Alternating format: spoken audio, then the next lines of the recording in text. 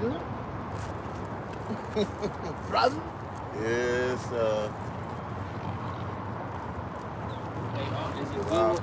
Is a good one, then shall they deliver you up?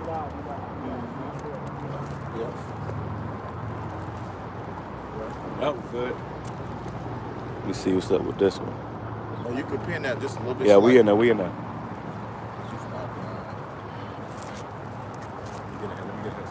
All right, everybody go ahead. This is Luke chapter 11, verse 17. It says, but he, knowing their thoughts, said unto them, every kingdom divided against itself brought to desolation, and a house divided against house falleth. All right, shalom, shalom. Shalom. First and foremost, we want to begin by giving all praise, honor, and glory to Yahweh Ba'Shem Yahushua Ba'Shem Kakadash. We want to give double honor to the elders and the apostles of Great Millstone that teach and rule well, and peace, love, and blessings to those who elect. We are the brothers of prophets in Babylon, down in Tampa, Florida, coming at you with Lord willing and edifying camp, bringing out the word to you so-called Negroes, Latinos, Native Americans, which are biblically the Hebrew Israelites, okay, coming at you with the good news, and also telling the judgment to you heathens that the Lord is about to destroy your society, man. Right. Okay, Babylon the Great, also known as America, will be destroyed in thermonuclear fire, man. Okay, so that's the judgment we come in to declare. So you can bring that back. This is Luke chapter 11, verse 17 in the NOT. It says, he knew their thoughts. So he said, any kingdom divided by civil war is doomed. That's right. Any kingdom divided by civil war is doomed, man. And we coming into a time where this kingdom is being divided by civil war. Right. Okay, you have class wars. You have versus the poor. You have the Democrats versus the Republican. Okay, you have the blacks versus the whites. The whites versus against the whites. So this kingdom is divided, and it's falling right before our eyes, man. And that's the judgment that Yahweh Ba'Shem Yahushua has set upon this place. Okay, and it's only going to get worse as we progress in these latter days. Right. You had a couple of days ago, this guy Trump just got found guilty on 34 accounts, on 34 felony accounts, man, of some hush money thing he tried to do.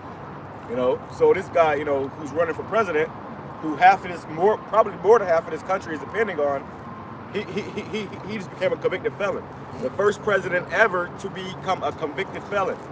All right, so that's, historical. All right, which shows you that we're in very historical times. And, pretty much they're doing all this right coming up into this election, which is going to cause a lot of frustration. A lot of people to be upset because they actually hoping and depending on Trump. And if they feel like he get cheated out of that seat, they're going to start going crazy, man. That's right. So tensions are definitely going to start flaring up. And this, along with many other things, is going to lead to civil war, man, civil unrest. And we've been talking about this for weeks now because we've seen it already, gauging. And the prophets was out here to tell you what's going to happen before it happens. So we see this thing, the spirit moving towards that direction. And we're telling you about it over and over and over again. So when it happens, you can't say you ain't know. And you're going to know that the prophet's the one that told you, man. Right. That's right. And you can bring that back, brother. It says, he knew their thoughts. So he said, any kingdom divided by civil war is doomed. Right. A family splintered by frauding will fall apart. That's right. And this kingdom is doomed, man. All right. Yahweh Ba'Shem Yahushua has appointed America's days that it cannot pass. All right. America is no different from ancient Egypt. America is no different from the ancient Roman Empire, man. Okay. All those kingdoms had a beginning and an end. All right. And, to manifest that those kingdoms were not an end when the people were beginning to divide against itself.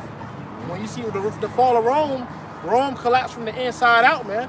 The fall of a kingdom always happens in the inside, and it manifests on the people. These people have never been more divided. You down on that? No, it says, you say I am empowered by Satan, but if Satan is divided and fighting against himself, how can his kingdom survive? How can his kingdom survive? And dealing with that topic of civil war, you recently had this movie come out, I believe in April, about the Civil War, which it showed you that the Americans were going against each other. It's a clip in that movie when the man in the military, and they called it the Western Forces, where he said, he was basically, holding holding civilians for ransom, and he was asking them, what type of American are you? Going to show you this country is going to be divided, man. Art imitates life. That's going to come to pass, man. That's actually going to happen within this country. You see, as the days progress. That was it. That was on You got something to add? Oh, no. Hey, Slocky, I'm gonna add this too because I just saw 2 women pass by and they had on the damn rainbow shirts and stuff. So here it is, June, which is Pride Month, man. It's the 1st of June, it's Pride Month. So already you see the flag, the rainbow flag shirts and stuff, man. This place is wicked, bro. So it got to be destroyed. The Lord is about to definitely destroy this place, and that's what everything is gearing up to. But here we are, just happen to be in this Pride Month, which is Abomination Month. You know, when you put Pride Month together, you get demon in the middle. Okay, so this right here shows you that Yahweh Bashmel Shai is bound to judge this place, man. The Lord is against pride. Right. Matter of fact, I got a real quick one, real quick one. If I may add too, you know, this place is confused, man. Okay, it's nothing but confusion here. Okay, so everything that you know and see, all right, is going to be continuing to grow in confusion, man. You know, so America has to be destroyed. That's right. Go ahead, bro. Proverbs 16 to verse 18, pride goes before destruction. They said pride goes before destruction, man. Okay, and a lot of these American people, man, are prideful. America itself is a prideful place, man. I'm proud to be an American, or at least I know I'm free. That's the spirit of America. That's an illusion too. Yeah. Right. Or the freedom to be completely wicked. And even the military, they say the Marines are proud, the brave. Yeah. You know, so this is a proud ass country, man. You know, now there's a good kind of proud, there's a bad kind of proud. America's the bad kind of proud. Yeah. The arrogant, you know, the wicked, you know, the abominable kind of proud. And that's why they dedicated this whole month to so-called Pride Month, man. Yeah. Oh, and recently you had a story, I meant to go into it. I forgot where it was at, but they had a pride flag memorial or whatever on the ground. And you know, on the pride flag, you know, somebody came over there and set it on fire. And you had, you know, city council and stuff that was crying on TV. Oh, this is hate, yada yada yada. You know, and they said how It says, only with thine eyes shalt thou see and behold the reward of the wicked. Right. So we seeing the reward of this place right now, man. What is that? Sirach, where it says, blessed is the man that liveth to see the fall of his enemy.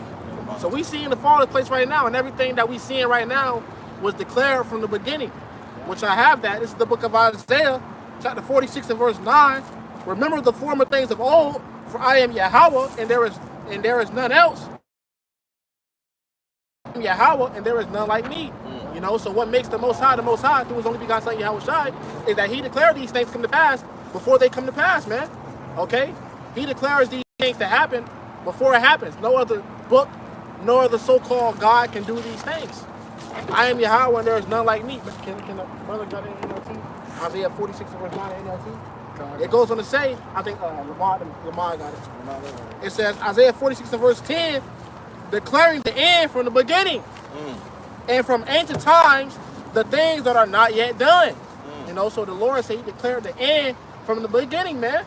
So everything we see right now was already declared, which means to ordain from the beginning. All these things were set in stone from the very beginning, man. Right. All right? Yep. Hey, and then said, continue reading again. It says, declaring the end from the beginning, and from ancient times, the things that are not yet done. From ancient times, the things that have not been yet done, man. So, hey, you have it where the Lord already set these things up, all right, further than your eyes can see. You know, and that's really why you got to have the Spirit upon you, the Spirit upon you by Spirit side, to really know what's going on, man, because these people don't know what's going on, man. That's right. You know, these people walking around, living their life, you know, doing as they want, all right, walking the park, all right, partying, all right. They have no clue that America's about to come to its destruction, man. That's right. They have no clue that you have it where these groups, all right, that are coming in, all right, coming in throughout these UN troops, man, are about to be kicking their doors in soon, man. You know, so America's it's falling, man. It says, saying, my counsel shall stand, and I will do all my pleasure. So the Lord is going to do what he pleases to do. And one thing that pleases the Most High is to destroy this place and set up his son Yahweh Shai as king. Man, the scripture says that. You know, the Lord ruleth in the kingdom of men and setteth over it, you know, whomsoever he will, roughly paraphrasing. Right. All right, so hey, right now the Lord set up the basis of men. Esau, the so-called white man. All right, but in due time, the Lord is going to establish the Israelites in our earth, man. Okay, right. where righteousness is going to be declared, man. Right. What is that, Peter? it says we look for a new heavens and earth, wherein the dwelleth righteousness. So that's when the laws, such commandments are going to be implemented in the earth, and righteousness is going to go forth. Right now, we're seeing wickedness going forth. Right. Everything is ass backwards. A man trying to be a woman trying to be a man. Okay, that's wickedness in the eyes of the Most High Yahweh Shemal Shai. Adultery is at an all-time high. Men bragging and boasting about sleeping with other men's wives, even day of the circumcision. Idolatry. Men that know they Israelites laughing and doing these things. All right. So the Most High is about to bring a swift judgment upon America, man. Hey, it's like if I may add, you know, self-worshiping, man. Yep. You know, all these things, idolatry, the list goes on, man.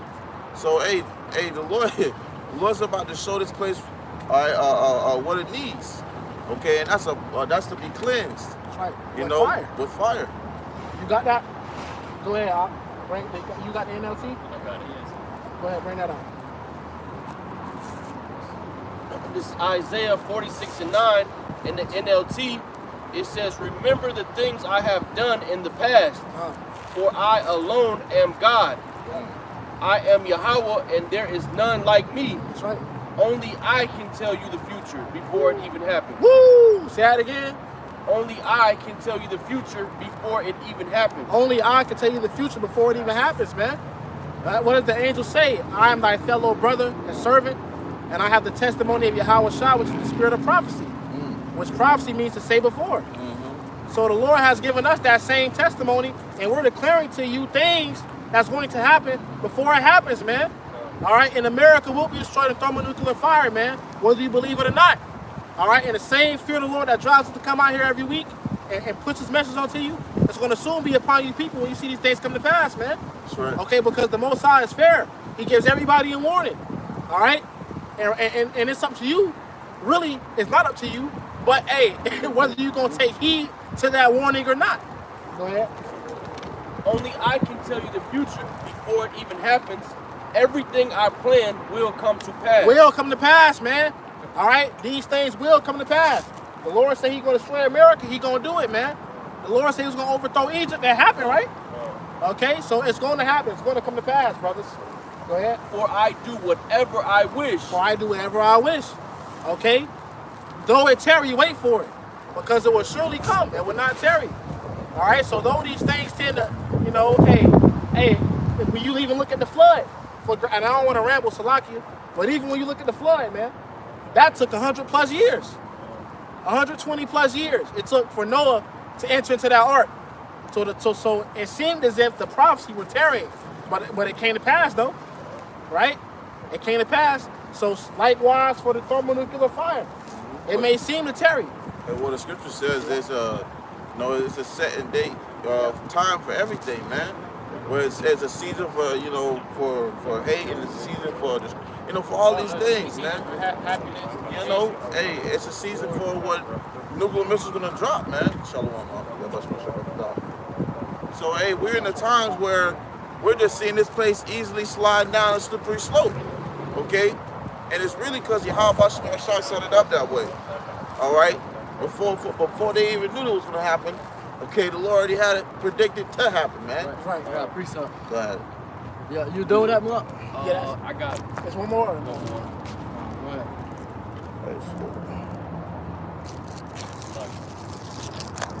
It says, I will call a swift bird of prey from the east, a leader from a distant land to come and do my bidding. What's the Esau? Do that again? I will call a swift bird of prey from the east, a leader from a distant land to come and do my bidding. I have said what I would do, and I will do it. Okay. The Lord said what he's going to do, and he's going to do it, man. Hey, if I may ask Salakia, the scripture says, the Lord said, what was the scripture say?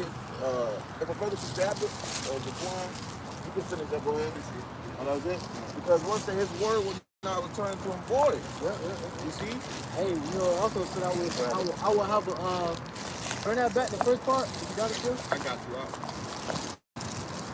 I will call a swift bird of prey from the east, a leader from a distant land to come and do my bidding. Yeah, Esau either, man.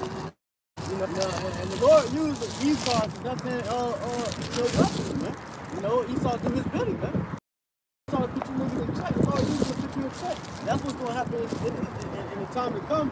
Jacob's trouble, you know, Esau's going to come and do the Lord's bidding, man. All right, and with the nukes as well, man. You know, the Lord gave them the technology, the things that they needed to be able to create the nukes, you know, to be able to create them weaponry, to be able to come against us, man. And not only that, they're going to come against themselves, you know. The same blessing that he was blessed with, it's also going to be his blessing is his curse, man. Because you know, Scripture says that he was blessed with a sword. When you took the Revelation, it tells you that killing the sword must be killed with the sword. You know, so that's twofold. You go with us. It's the book of Isaiah, chapter 55, verse 11. So shall my word be that go forth out of my mouth. It shall not return unto me void. Right. Yeah. But it shall accomplish that which I please, and it shall prosper in the things whereunto I sent it. So when the Lord sent you something to happen, that's gonna do what it was sent for to do so, man. All right. Everything the Lord already said that was gonna happen for you to do it, which was already predicted to happen, it's gonna happen, man. So when we tell you nuclear missiles are gonna hit ground zero, all right, we're gonna hit the shores of America, you're gonna know, all right, because the Lord said these things were gonna happen, man. All right, before time.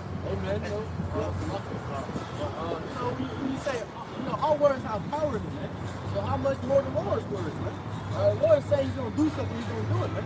All right, he has the power to be able to do that. You know, because he's able to do that, you know, he's almighty. Right, you know, who can stop him? You know? Lord says he's going to do this, he's going to be able to do that, and no one's going to be able to go and come against him, man. Right. Scripture says he can be able to come against this truth, man. All right? This is the Lord's truth, man. You know? What you saying? I was saying, like, yeah, because, hey, usually said, because at the end of the day, you can't come against this truth, man. You can do nothing against this truth before the truth, man. You see? So Yahweh already had it set up for what's going to be planned out and set up to be done according to his will, regardless whether we like it or not. All right, don't shoot the messenger, man. We just relate this message to the Spirit prayer about Shema Shai, and this morning to the Spirit prayer about Shema Shai, because it's going to happen, man. You see? What's on that? Go ahead, bring it up, man. This is Matthew 24 and 34.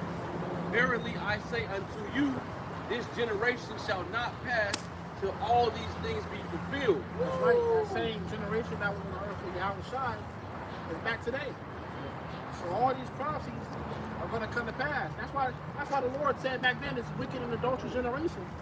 You see that same shit today, man, because it's the same people being recycled. The same people keep coming back, man. That's why this generation is so damn bad, because this is the same generation now here when Yahweh Shai was here, man. All right? And now you're here to serve the judgment.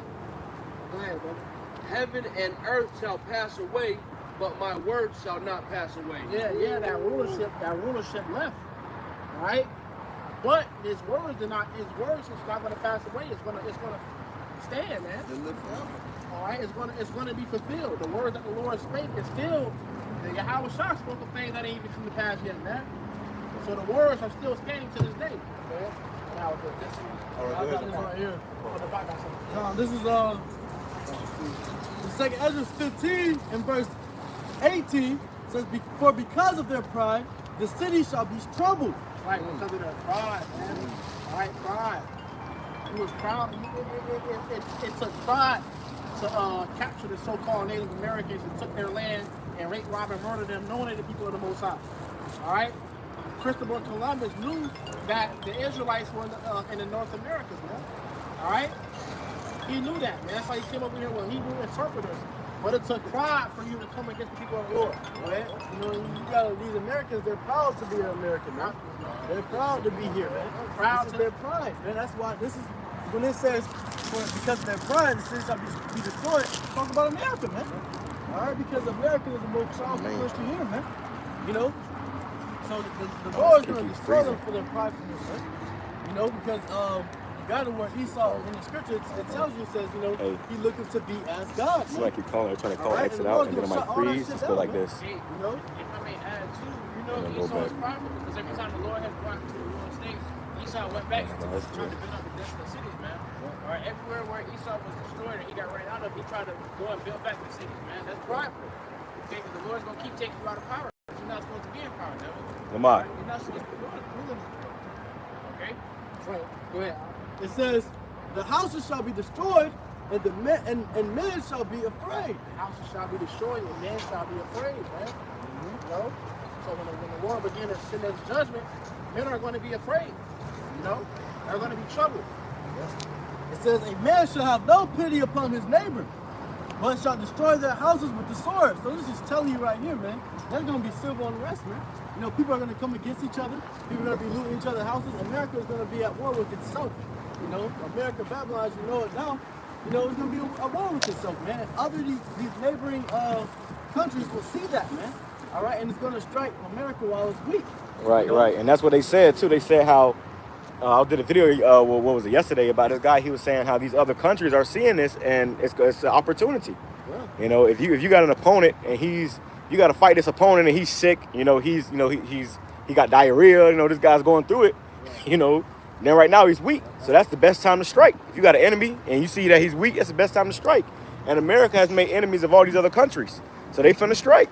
Right. And that was the movie. Remember the movie? What was that movie that just came out? Leave the World Behind. That's what happened to that movie, Leave the World Behind. America was having turmoil from inside, and then all those other countries started pretty much jumping America. And how you know they was jumping them? Because of every single different part of the place, they was getting different flyers in different languages, so they was getting hit by all those different countries at once. It says, bring it back. It says, a man shall have no pity upon his neighbor. It says, for because of their pride, the city shall be destroyed, the houses shall be destroyed, and men shall be afraid. Right. So even men shall be afraid. All right, grown men. It mentions that in Jeremiah 30, chapter 7, man. Or Jeremiah chapter 30, verse 7, man. All right, really, you can start with the 4th verse. All right, because even men are going to be afraid. These big old bodybuilders, so claim to be grown men, all right? They're going to be terrified of that day, man. Because it's going to be so much commotion going on. Yeah. It says, a man shall have no pity upon his neighbor, but shall destroy their houses with the sword. Right, so nobody's going to have pity upon each other, all right, for a certain reason. And the scripture's going to tell you, but if you really can grab the wax coal, yeah, but bring it back to life.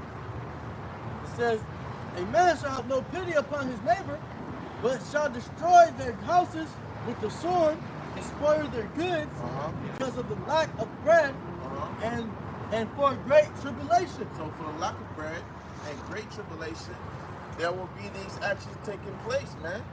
People are going to be roaming and raiming in people's house, all right, taking what they have left, all right? And in that day, people are not going to even have as much as they're going to have as today. So how much do you think the reaction of these daily Americans are going to be the action in that day, man? That's going to be an aggression. All right, it's going to be killed. It's going to be destroyed. It's going to be everything they can do. All right, to ultimately, you know, survive. Yeah. That was all right. Is it? This one, this should be a little bit more. No, it goes on. Go ahead. I got Matthew chapter 24, verse 12. We got the KJV. We got also the NIV. It says in the KJV, and because iniquity shall abound, the love of many shall wax cold. Right, and because iniquity shall abound, which is going to get worse and worse. Okay, people are going to be doing more and more wicked things, man. Okay, wickedness is going to grow. And because of that, the love of many is going to wax cold. So you have loved ones, family members, friends, all right, turning against each other, which is a part of that dividing, okay, that division, all right, in this place known as America, man, all right, because of what? There's going to be so much, like we brought out earlier, tribulation and a lack of bread, okay? So it's going to be a build-up, man, all right? We telling you that this is going to come to America, man, through the Spirit praying about you outside, okay? You got people in a state of mirth and doing, you know, shit that's just folly at the end of the day in vain. Because none of this is gonna protect you or get you out of the trouble that's gonna come to America, man. You see? And America about to get hit with a goddamn whirlwind. One that's like no other, man. Okay? Which you so-called Negroes, Latinos, and Native Americans can care less about because we're ignorant as hell. So when that comes, it's gonna take you like a thief in the night, man. You see? Go ahead. And this is the NIV, Matthew 24 and 12. Because of the increase of wickedness, the love of most will grow cold. The love of most will grow cold, man. So, hey, Scripture speaks for itself. Iniquity gonna continue to grow, which we see today. All right, and you got this month that's dedicated to goddamn fruit flies, okay, and Skittle packs, man. All right, and you're gonna see that this wickedness is gonna continue to grow due to the rulership that's being ran by these wicked elites, man. You know, as the Scripture says, as the this ruler, this people gonna be mad. Roughly paraphrasing, so it's bound to get worse. Well, it's going to get worse because of the hard times. You know, hard times are going to call for measures. And these people are about to get real desperate. They're already desperate, man. You see the gas prices. You know, I remember a while ago, a few years ago, I didn't understand it back then, but, you know, I had a vision of the night. It was a vision of the night where he made me approach a man that was pumping his gas. I was like, what's the point of this man pumping his gas? But he had a gun in his other hand while he was pumping his gas, man. And I was like, okay, this guy is very hostile. And I went up. The Lord had me to go up because I wouldn't have done it. I was already afraid to go up, but the Lord put it in my spirit to go up to him and try to grab his gas pump. And then he looked at me with a vicious look on his face, and he whipped his gun like he was ready to shoot me, man. You know? I didn't understand it back then, but years later when the gas prices started going up, I'm like, damn. You know? We hitting inflation, and eventually it's going to become hyperinflation. And these people will be killing each other over products, man. Medicine, food for the babies, food for the children, clothes, okay? And then that's going to take a toll on them, because then they still got to pay bills. Hey, and in the movie that we show you that too, how whenever there's a situation or chaos going on, people be flooding the gas stations, and you can't get gas. Yeah. But they also show you that people be trying to steal people's cars or take their gas, and then they get violent. You know, people start shooting each other. They showed you out in the movie. It was another movie that came out recently on Netflix. It was called something alone, left alone, or something like that. It was another anti-movie, and they showed you that movie how they were trying to get gas, and a guy, people trying to rob them and stuff. If you're a woman with kids and you trying to get gas in that day, you're gonna be an easy target, man. You're gonna have a man, and the man's gonna have to be armed. So that just shows you. They show you in the movies how when all hell break loose, the type of situation is gonna be. The worst place you wanna be is at a gas station or a grocery store. People gonna be in aisle 3 stabbing each other up for the last damn, pack of water. And they were doing that for the toilet paper back when that whole lockdown thing was going on. People was stabbing something over toilet paper, bro. Yeah. So how much more when it's actual real resources like food? But you can wash that. You can wash it behind, water. People stab each other over toilet paper, which has, everlasting chemicals in it, forever chemicals. So, you have to eat that damn toilet paper.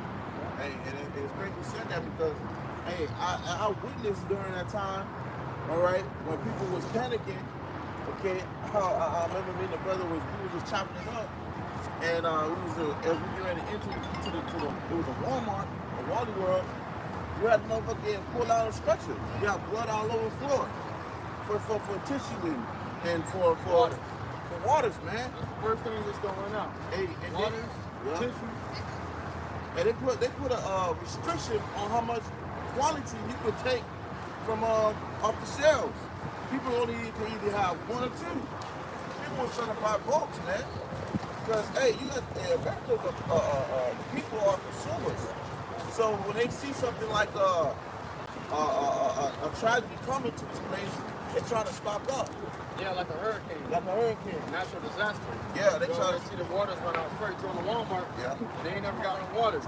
You ain't been ready. I remember during those times I was going to Walmart to get some water, and they were never any water. And then I was like, what the fuck going on? I look around and people panic buying for a hurricane.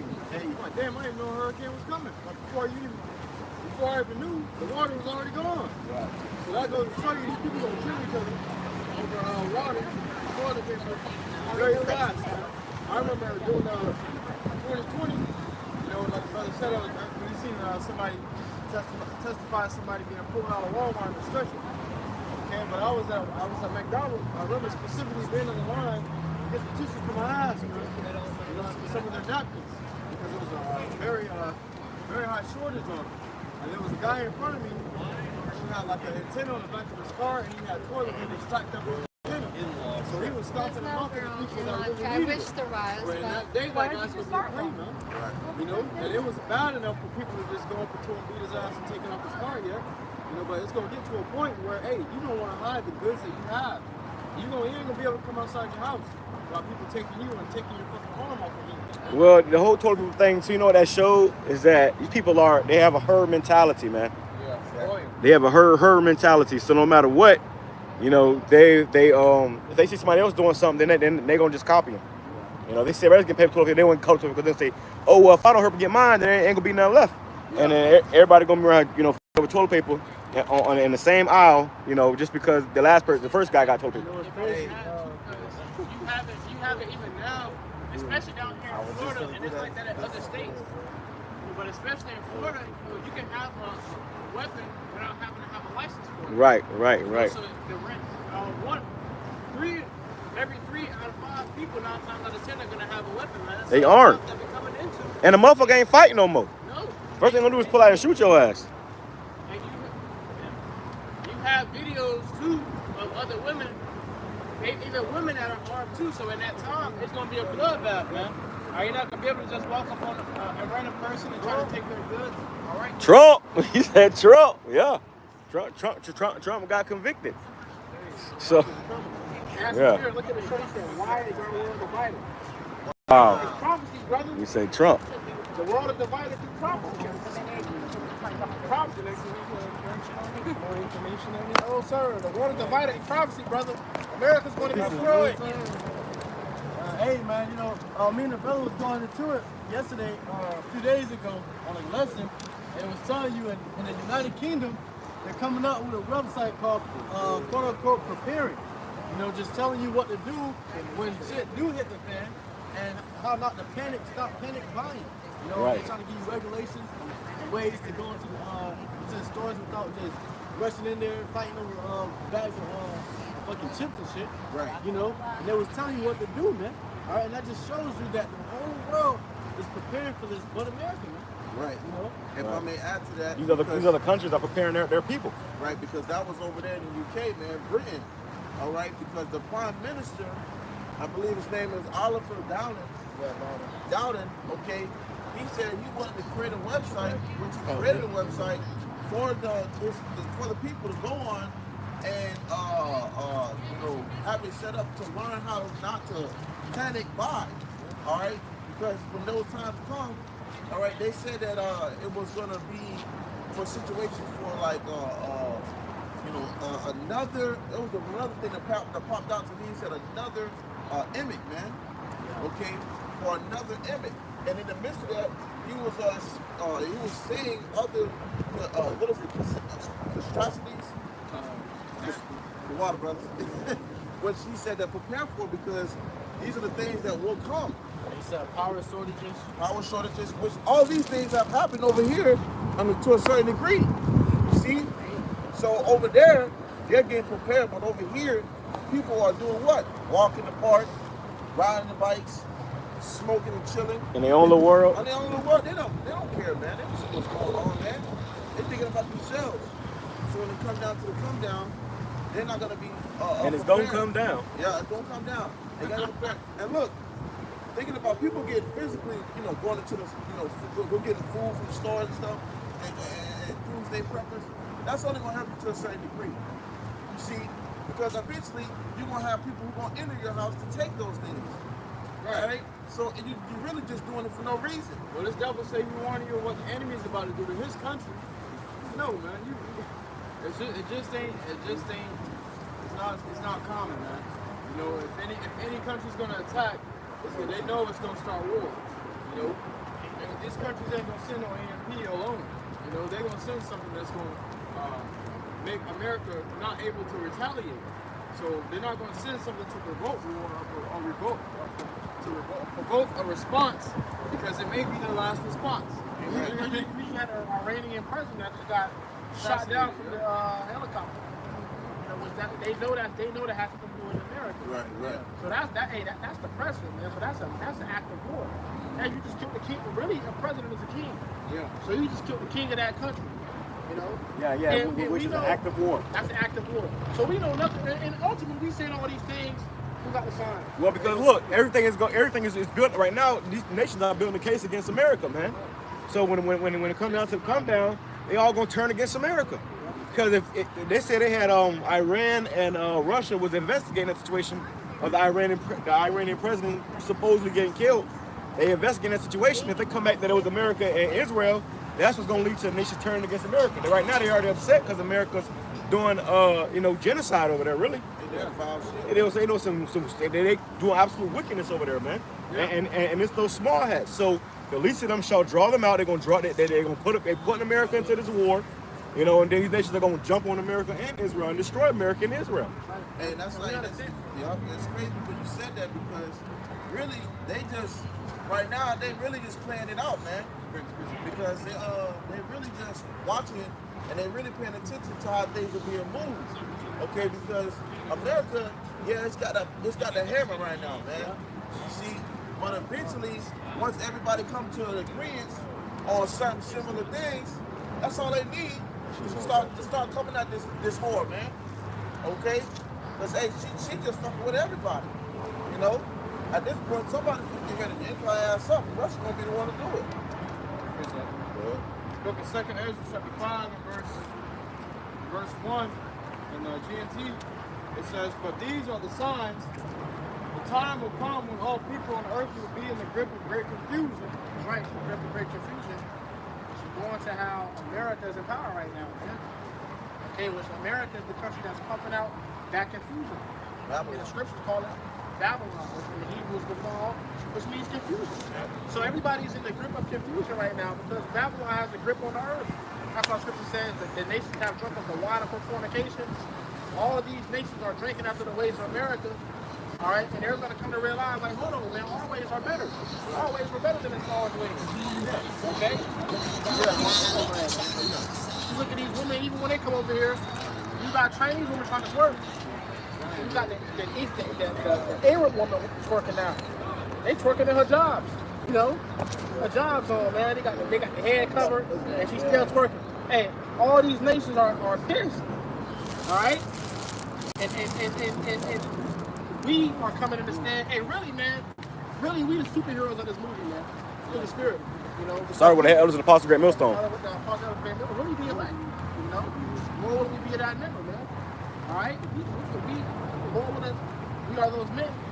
And that's why Obadiah says, Savior shall come upon Mount Zion. That's right. Because we the only ones standing up for what's righteous. We the only ones standing up for what's right and righteousness, man. Beginning with Yahweh Shai and the rest of the elect, man.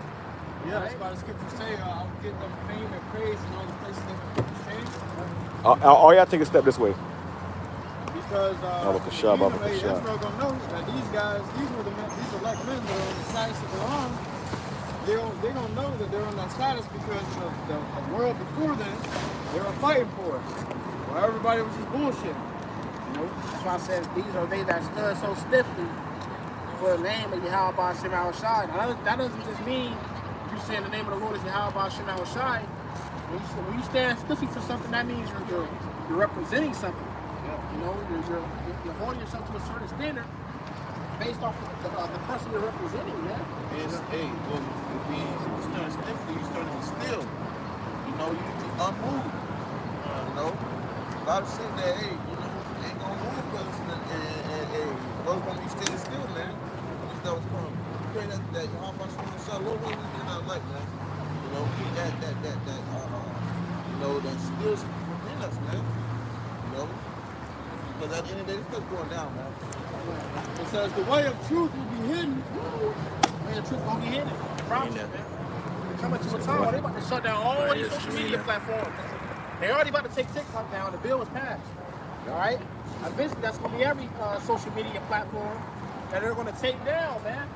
We live in a time where they call it cancel culture. They will cancel your ass, man. You say the wrong things, they will cancel you, bro. All right? They will. What does it mean to cancel somebody? Can somebody get that definition of cancel? What does it mean to cancel somebody? That means they're literally excluding you from society. If you're not down with what we're pushing, the agenda we're down with, we will cancel you. You got it? Entertain. He didn't entertain. There was a time where he was seeing this guy everywhere. The top chick. But you look at I can't see that as no one. That guy's a damn Mason, man. Right. He's a damn sellout because the G, you look at the G, that's in the damn Mason sign, the top G. Right. Well, that G means 33. Yep. 33 degree. That's the top of the Mason. Freemason.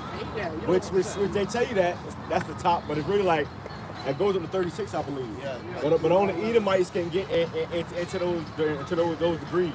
To show you that Jake can only go so far in this kingdom, man. Even in wickedness, you can only go so far. But that's what that G stands for, 33. Salah. I got it right here. It says, of a factor or circumstance, neutralize or negate the force or effect of another. You must try to gauge this shit. And that shit happened on both of them. Oh, man, that shit, as you get that shit. It got kind of like Alabama. Neutralize is to render something ineffective or harmless by applying an opposite force or effect. So they're neutralizing. They basically put it. They basically like, nah, you good. But this, I'm just coming in. Let him finish, bro. It says, the words to go with it says wipe out, nullify. It says counteract, counterbalance, balance out, and negative. Yep, so that negate you. All right, it says, this verse is saying wipe out. So if you're going against our agenda, you're going against what we're pushing out, he's going to wipe you out, man. We're going to work on the exclusion from society. We're going to cancel your platform. Whatever platform you had, it's over with, man. Next thing you know, everybody forgot about you. Everybody forgot about you. Yeah, nobody talked about this guy. Nobody talking about you. Andrew Tate. Just like how they did Kanye, too. Kanye had showed you that, hey, they had the power on this side right now. Or like Kyrie Irving when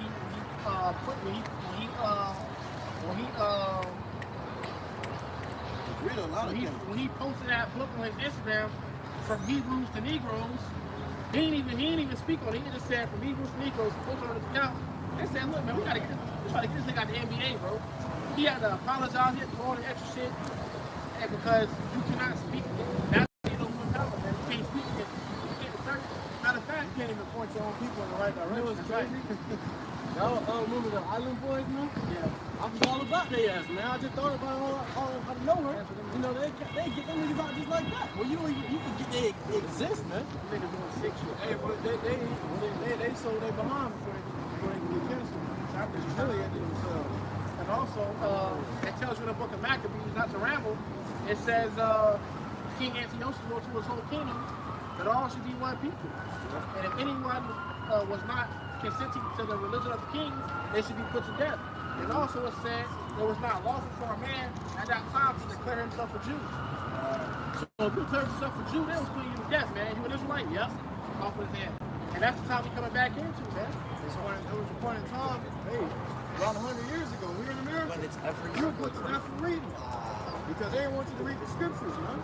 You know, and then they took your book and they took certain books out so that you couldn't come across it and understand where you come from and understand that kind of knowledge. They gave you a slave Bible, called a slave Bible. And they made your own people teach it to you so that you can believe them. Which you mean you did a class a while back on the book, How to Make a Negro a Christian. You know, so hey, listen, man, we got you by your tail, nigga. We got you, bro. We know who you is, man. The Lord gave us the game plan on you. We know how you get down. We know how you maneuver, man. You ain't getting over on us. We getting over on you. Alright? We know exactly how you get down. Hey, you can cancel us. Because ultimately that's the Lord saying you don't want to speak no more. So you're not doing nothing against the truth before. All back into it.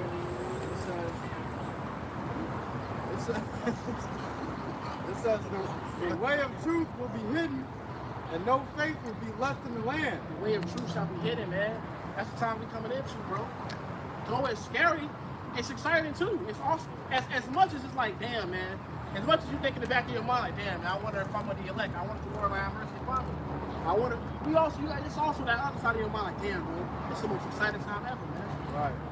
So it's two sides of the coin. It's like at the same time, damn, man, the Lord is with me. And it's like the other side, damn, man, let's get it, let's go. Let's say the way of truth shall be hidden.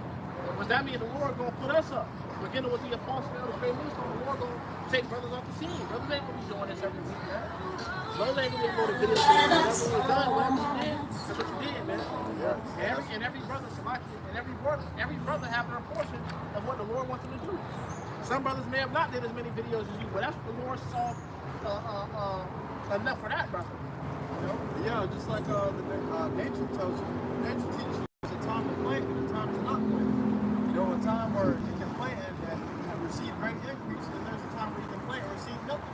So the time that people who receive nothing from planters is coming. We ain't gonna be able to plant no more, man. Nobody gonna be able to get it no more. You know, the Lord gonna take us off the scene. Guess what? Everybody that was left in that position gonna be stuck in that position. And that's why as you speak on these things, like Amos 8 and 11, all right, a family here in the word, man. Okay, because you don't have the prophets right here now, all right, it's being brought to your attention through the Spirit of Yahweh Shai, but these devils come down and having great wrath, all right, these platforms start to be shut down more and more one after another, all right, that information that you have is being brought to you, all right, ain't gonna be so freely, man. Yeah. You know, because you have wasted the time that you have had, all right, on bullshit. I remember doing the 2020 with the CNL shit, man. When that shit took place, everybody came back. Hey, what were you saying? Well, what were you talking about? You were right, man. The world is ending.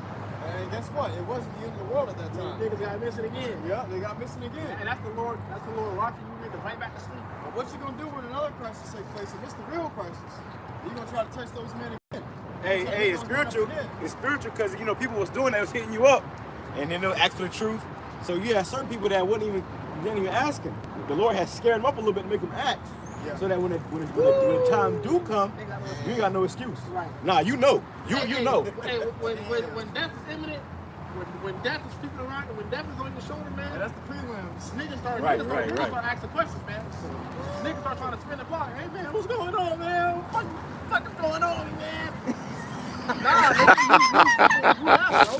Stay your ass over there. Don't come. Cause, hey, the blood off our hands, bro. Right. You know, don't.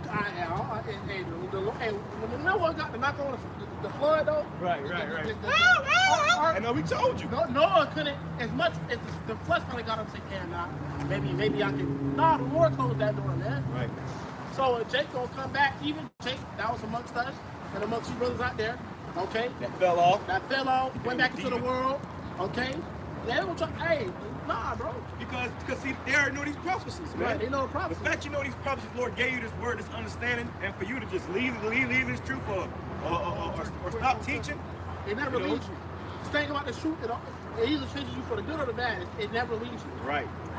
And when we had guys like that amongst us, that was, we really was bullshitting. And then as soon as you kick the nigga out of camp, the nigga felt like, oh, I ain't got to do videos no more. You really didn't want to do them anyways. You didn't want to do the work anyways, man. You do this up here in the fucking way, and the Lord moved you out of the way. So now that you go back into the world, you ain't teaching this word. These prophecies, when these prophecies come, it's gonna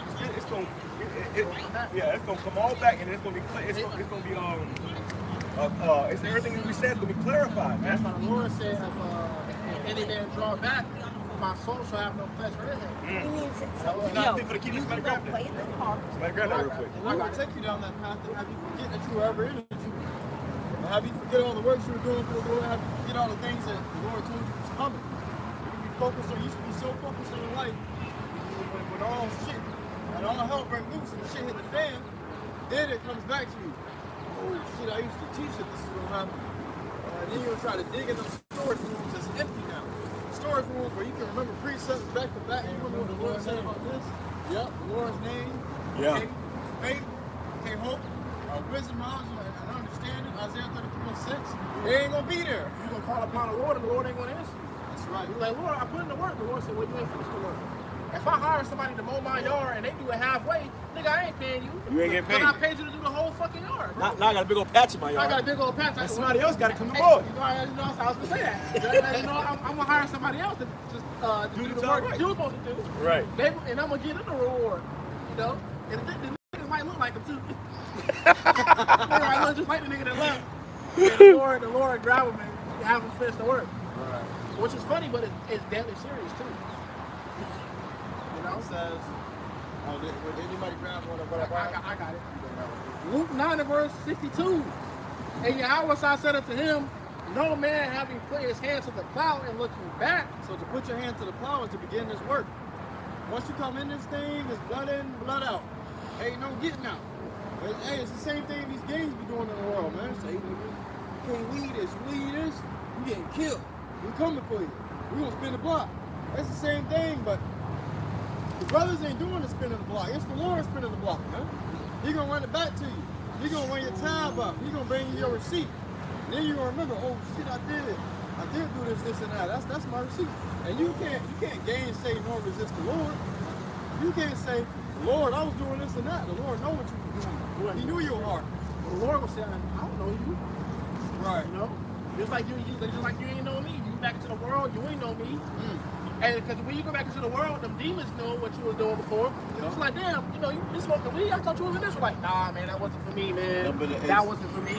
Just like them niggas start clowning. I see, nigga, you at one point, nigga, you was Malcolm Martin Luther King, nigga. Well, the scripture say that a man build a house, bring it out next. But who was reading? That's why this thing. Was that it on that? Finish that up that's first. why it's serious, bro. Right, dead serious. It's deadly serious, but it's real business, man. The Lord, you gon' And you can't play with this, man. Play, You wanna swip and swap and play. Oh, but I want to turn. This is the Lord set this up, and this is deadly serious. This is not us doing our own thing. We're not out here, moving off our own accord. We're not getting paid for this. No, this is all through the Spirit of Yahweh Shem Shai. The Lord set up how He wanted to be set up, and that's how it's gonna be set up. You can't go up against that and try to, jump up and act stupid. No, the Lord would knock your ass right back down. That's right, man. That's why humility and really hope, man. Because hey, we don't keep ourselves here, man. That's something I was meditating upon. Right. Fucking crazy. Hey, Satan coming harder too. Right. Demons messing with brothers on the all-time high. Certain thoughts and certain shit coming through your head. And you're like, man, what the fuck? And I was thinking like, man, I'm trying to fight. But I thought to myself, and the thought came to me like, man, you ain't doing the fighting. The demons ain't consuming you because the Lord don't want to consume you. The Lord wanted for them demons to get your ass, man. They got you, man. And that's what happened to these guys in the world. The demons that's sitting upon them, they can't fight those demons. They can't resist those demons. It's too strong for them. That's them seven more spirits wicked in themselves.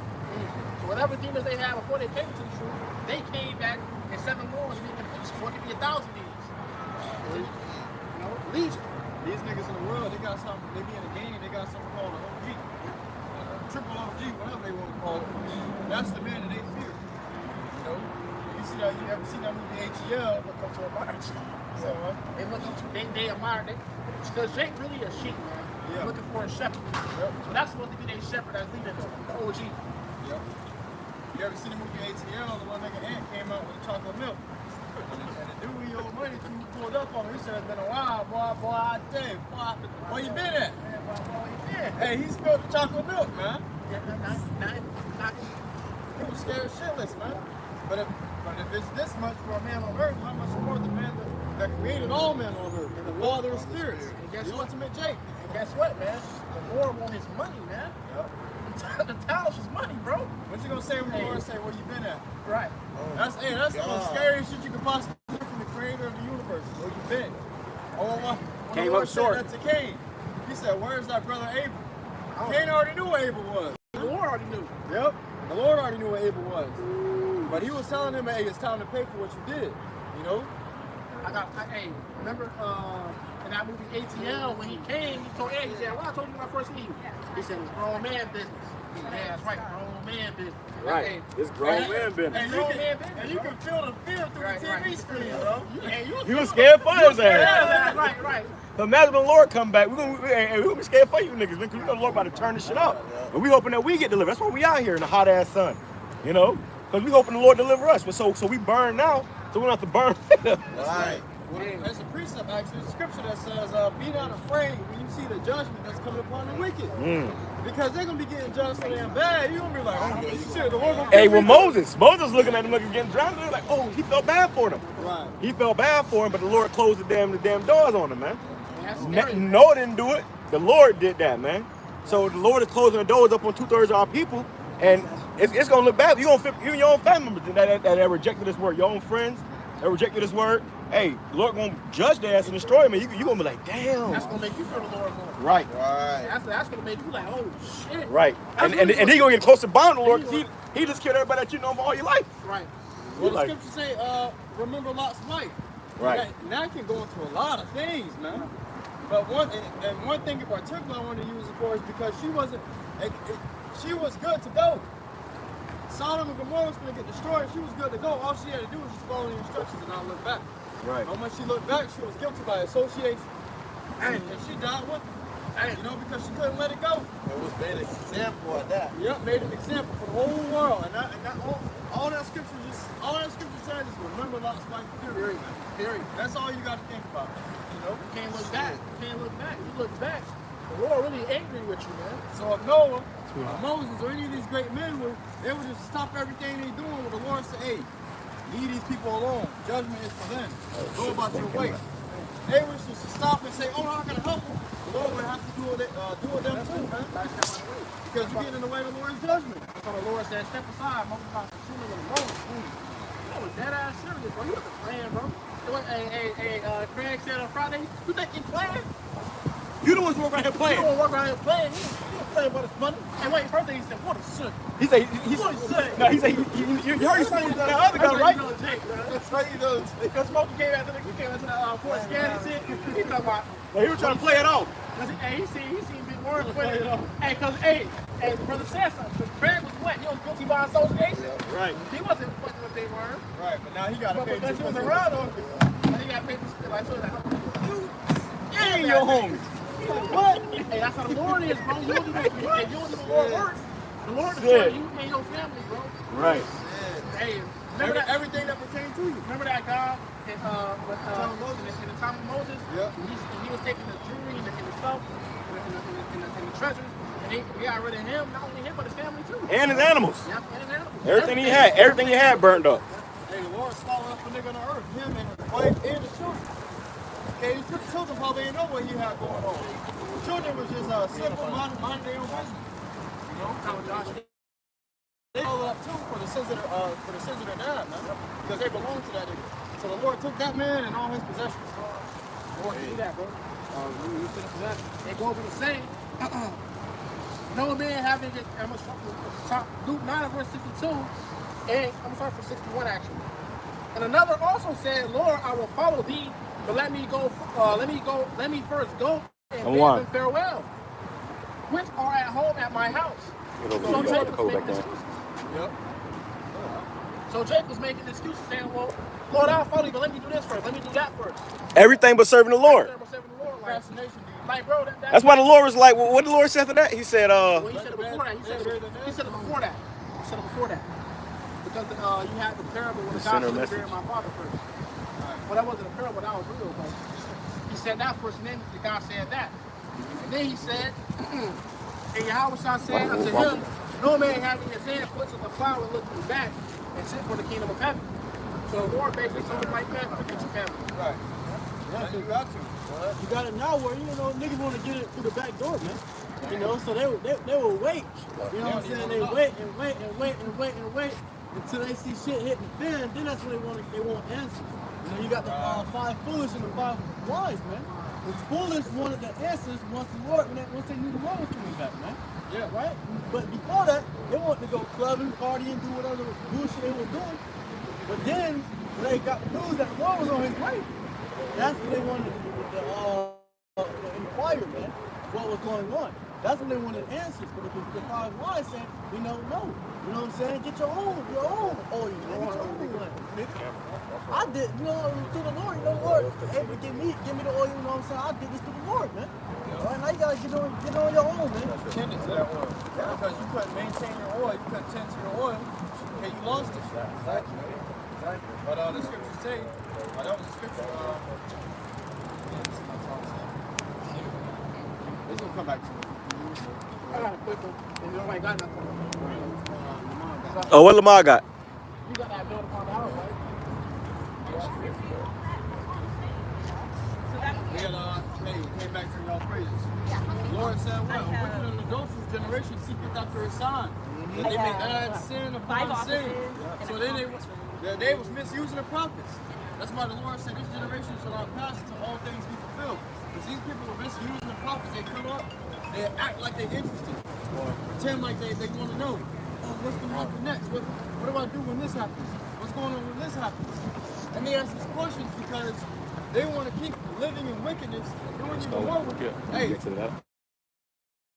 when the world's going to end, they're going to become tenfold more wicked until the time comes. Then they can get right before, so they can be saved. So that's why the Lord say, "And it's given unto you to know the mysteries." Right? But to them speak I in parables, because it's not given to them. So they can't understand the times and the seasons. These niggas, they're not fitted to understand. That's right. Grab the other one first. Luke 14 and 28. For which of you intending to build a tower sitteth not down first and counteth the cost? That's what we all gotta do. Count the cost. We building, man. We putting our brick into the kingdom of heaven. Alright? Put your brick in, bro. Count the cost though. Understand, like, you may lose certain things. And that's something else. Make sure I try to tell brothers, you know, first, before they even come out or do anything, the first thing I tell them, like, hey, man, look, understand what you're a part of, bro. Likewise, I tell myself, like, what do I know what I'm a part of? Understanding, like, look, man, and you can lose things. You can lose people. You can lose your life. You know, you're building a house before the storm so you can be able to be secure. You know, and if you stop building that house, you know, and you just want to chill a little bit, that storm's gonna come and it's gonna take you out, man. You know, and that's how it gotta be, you know, and it's truth, man. All right, we got a goal set, and we don't got no time to take no breaks, man. Well, imagine being known as that guy is, oh, I'm building this. I'm gonna build this huge house. You never do it, get it done. This guy been boasting about building this house for the longest, for years. Right. So when you stop building that house, all you're gonna hear is people asking you, hey man, what happened to the house? You're gonna get mocked and stuff everywhere you go because you were professing this, you professing boldly that you were gonna accomplish this. This is coming, this is coming. And then you just quit out of nowhere, cold turkey. You're just walking around aimlessly, looking like a retard. Everybody looks like, damn, bro, what happened to the house? What happened to the crib? You said you're gonna build the crib. You know? And hey, that's gonna be a mockery to you. But even more so than that, you making the Lord look like shit. Yeah. So you gonna piss the Lord off, man, when you do shit like that. When you do shit like that, it's what people gonna make fun of you, people gonna look at you crazy, gonna laugh at you, but you piss the Lord off because you started something and you ain't finished. And not only that, So really it's like you gave up on the Lord. That's what you're gonna be worried about, man. That's what you should be worried about. Not only that, you professing that the Lord sent you. Come on, man. You got better than that. Then people gonna start thinking that this wasn't the truth. You know, but really, nigga, you want the truth. Yeah, think about it, man. Once you come to this truth, you're making a vow, man. All right, that's why this truth is very, very serious. Once you make a vow, you got to stand on that vow. All right, and if you can't stand on that vow, the Lord's going to seek vengeance, man. The Lord's going to seek to take your head, man. You know, so every time, you know, a brother comes into this truth, you got to understand you're making a vow to the Lord, that you're able to do his work all the way to the end, that you're able to endure all the way to the end. But once you fall out, once you fall, then it's like you breaking the vow. And you made that vow to a friend, man. Yeah. The Lord, Yahweh Shah, man. Well, it's similar on both sides, the left-hand side and the right-hand side. You signed a contract whether you like it or not. We signed a spiritual contract when we came into this truth, and we said, fuck everything. Hey, Mike Papa, I forget who it was, but the prophet said, I counted it all done. Paul, I counted it all done that I may win Yahweh Shah Mashiach. You know, so he counted all his life, everything in his life, to be considered like shit. You know? All his worldly affairs, he considered like shit, man. So he can win Yahweh Shah because he knew that this life ain't the end goal. Well, when you think about it, everything here ain't gonna get you out of here. So when you get this truth, you get this word and understanding, it really clarifies your mind and purifies it from all the bullshit that you've been consumed with this whole time. So of course you're gonna look at it like this is dumb because hey, what did the Lord require us when it comes to sin? So the Lord said, see your body as a living sacrifice, man. And the part of being a sacrifice, okay, you have to do things, all right, and put things in a way for that sacrifice, man. All right, and that's what that's what's going on, man. So it requires you have to trim off things. You got fat that's on the trimming an animal. You gotta get off the certain fats. You gotta get off the certain foods that's not supposed to be there. Yeah. Leave the things that's supposed to be there. So, hey, the Lord is doing that to us. That's why, hey, what if we catch this hell now? Yeah, see, you niggas chasing the bag. Guess what? You got to sign a contract too. You know. And what's gonna happen when you break that contract? It's gonna, hey, you got something coming for your head, man. A lot of these niggas break the contract and they suffer for it. So the scriptures say, better it is to suffer for being innocent than to suffer for being an evildoer, man. These niggas were already evildoers and they're suffering for breaking their contract. So how much more on the right-hand side when you gave your word to the Lord that you was gonna serve it to the end? The Lord said, who's gonna stand up and fight against the doers for me? You know?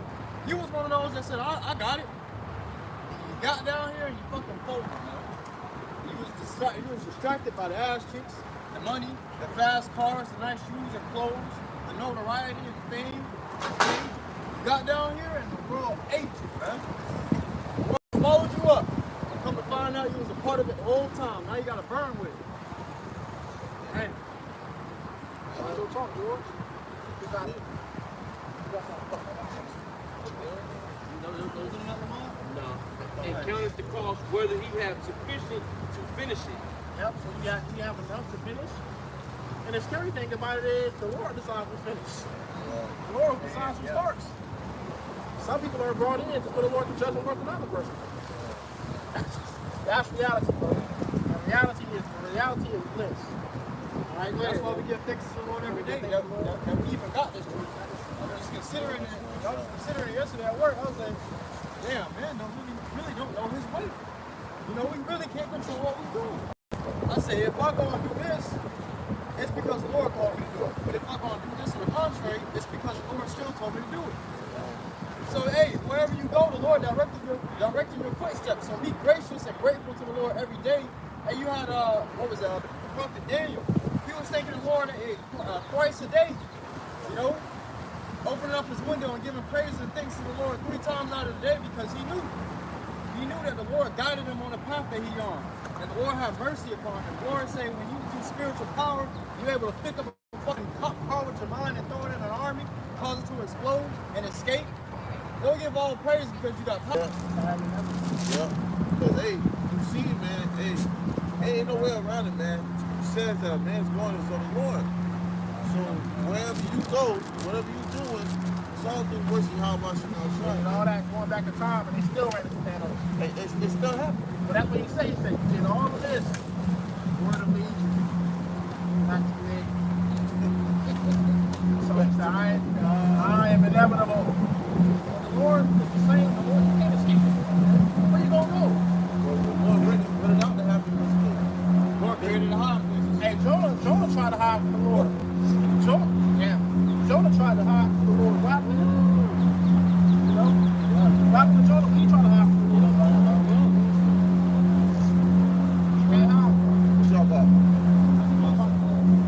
That's happening after he has laid the foundation and is not able to finish it.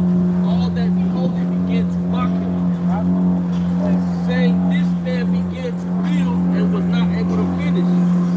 Or what king going to make war against another king, sitteth not down first and consulted whether he be able with 10,000 to meet him that cometh against him with 20,000.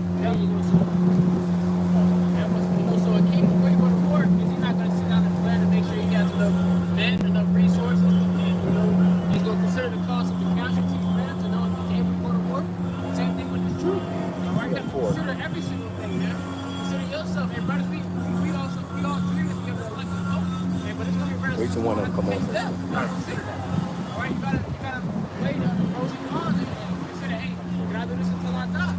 You know, can I continue in the faith? All right. course. All right, but you want to consider the cost. Understand that you might lose family members. All right, you might lose brothers. Okay, so is that going to waiver you from serving the Lord? All right, you might lose women, children, whatever the case may be. But is that going to waiver you from serving the Lord? All right, consider the cost of everything. That's it.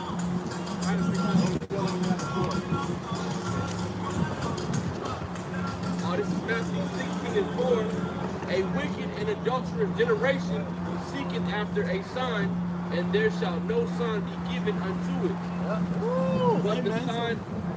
Like a wicked and adulterous generation, they seek for a sign, man. And you know what's crazy? The signs is in their face, but they're oblivious to it, man. All right, so there's no signs even given unto them, man. All right, so they continue to be wicked. They continue to be adulterous, man. All right, until it's too late, and now all hell breaking loose. Now you start thinking like, damn, I missed all the signs, you know? Gonna happen like. But the sign of the prophet Jonas, and he left them and departed. Oh, man. You know. You got more? And when his disciples were come to the other side, they had forgotten to take bread. That was the point. This is the book of Proverbs, chapter 3 and verse 5. It says, trust in the Lord, your Yahweh with all thine heart, and lean not unto thine own understanding. Right. So trust in the Lord with all thy heart and lean not to your own understanding. All right? Letting the process be the process that Yahweh set up for you, man. You know what I'm saying? All you can do is hope and pray that it be one that's directed to these chariots, man. You know, to those chariots of salvation. Okay? Because when you lean out to your own understanding, you gotta do things your way. All right, you start trying to dip and dab into things, that's how you start slipping, man. So the Lord set it up and structured a way for you to go about. Don't fight against it, man. Just trust in it. Okay? Go ahead. He said you got to be able to do your part before you can try to do somebody else's. If you're seeking a condition, a position, or responsibility that the Lord just can't give to you, you going on. Scripture says, seek not out things that are too hard for you. You know, now to search out the things that are beyond thy understanding. So the Lord gave you, that strength, water. You know, the Lord gave you a certain level that He wants you at. Everybody at a certain level that the Lord wants you to be at, and your job is to master that level. You know, niggas trying to move on to new levels without mastering the original level. You didn't even beat the boss of that one. You beat that boss level. You can't move on until you beat that boss level, or your character is at a certain level. Exactly. You got to have a certain amount of upgrade points and at a certain level before you can go. That's what the Lord said. That Lord done like that faithful servant. Thou hast been faithful with a few things. I will make thee Lord over many things. You know, so it's not about being the top guy. It's not about, hey bro, fuck being the top guy, bro. Be the reliable brother. You got guys that want to be the head brother and position. Just be the reliable brother. Be the brother somebody can call on when the brother needs help. When the brother needs. Be the brother with the brother somebody can call when the brother low in the spirit. Be the brother that hey brother needs something. Hey bro, I got it. You know, be that because hey, that's what the Most High looking for. Scripture says the Lord loveth a cheerful giver, man. Right. Well, imagine a custodian coming into the manager's office and asking if they can apply for a manager's position, and the trash still overflowing outside. Man. Well, somebody got to take out the trash. Right. Somebody got to take out the trash. Everybody can't manage somebody. Every brother is not meant to manage other brothers. Yeah. Some brothers is meant just to be brothers. Somebody, you know, that's why you got to take your role cheerfully. Like the damn, everybody can't be Tom Brady, man. Somebody got to be the blocker to stop the other motherfuckers from tackling. Yeah. Somebody got to play defense. Somebody got to play defense. Everybody can't be Moses. You got people that was striving against Moses because they would be Moses. Like niggas, like, Lord ain't only dealing with you, surely He dealing with us too. Right. The Lord set Moses up. Yep. So you got guys that say, oh, well, Lord set you up. So me, I feel like I'm over here. That's not a Yahweh Shem Yahushai, man. That right there is called, it's pride and it's covetous. Yep. That's why you, go ahead, brother. You got the meek, the scripture say the meek shall inherit the earth. And you have men that were beside Moses that were meek the whole time. They weren't shouting and boasting in themselves, but they boasted in the Lord. How much shine? They said trust in the Lord. Well, even Moses, he didn't want to be set up over, he didn't try to be the top guy. Lord, that's what the Lord called him to do. You can't try to, and see what really is, Jake want attention, because Jake ain't get attention in the world. Jake probably wasn't attention that much to by their families, or whatever the situation may be that's causing you to be in the mentality of, I want to be a guy. Man, fuck, man. I just want to be of the elect. Right. I just want to get saved, bro. That's what I want to be. Well, you had Joshua in the time of Moses. Them niggas came back that spied out the land. They made Israel to fear. Joshua stood up and he was like, hey, man, what are we afraid for? The Lord is our power. And guess what? The Lord set him to lead Israel right after Moses, man. You know? So, hey, you just got to be meek and humble about it. Have faith.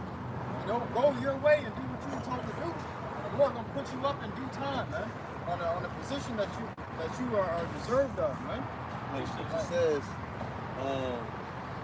to be humble in the sight of Yahweh Shai, and he'll exalt you, in due time.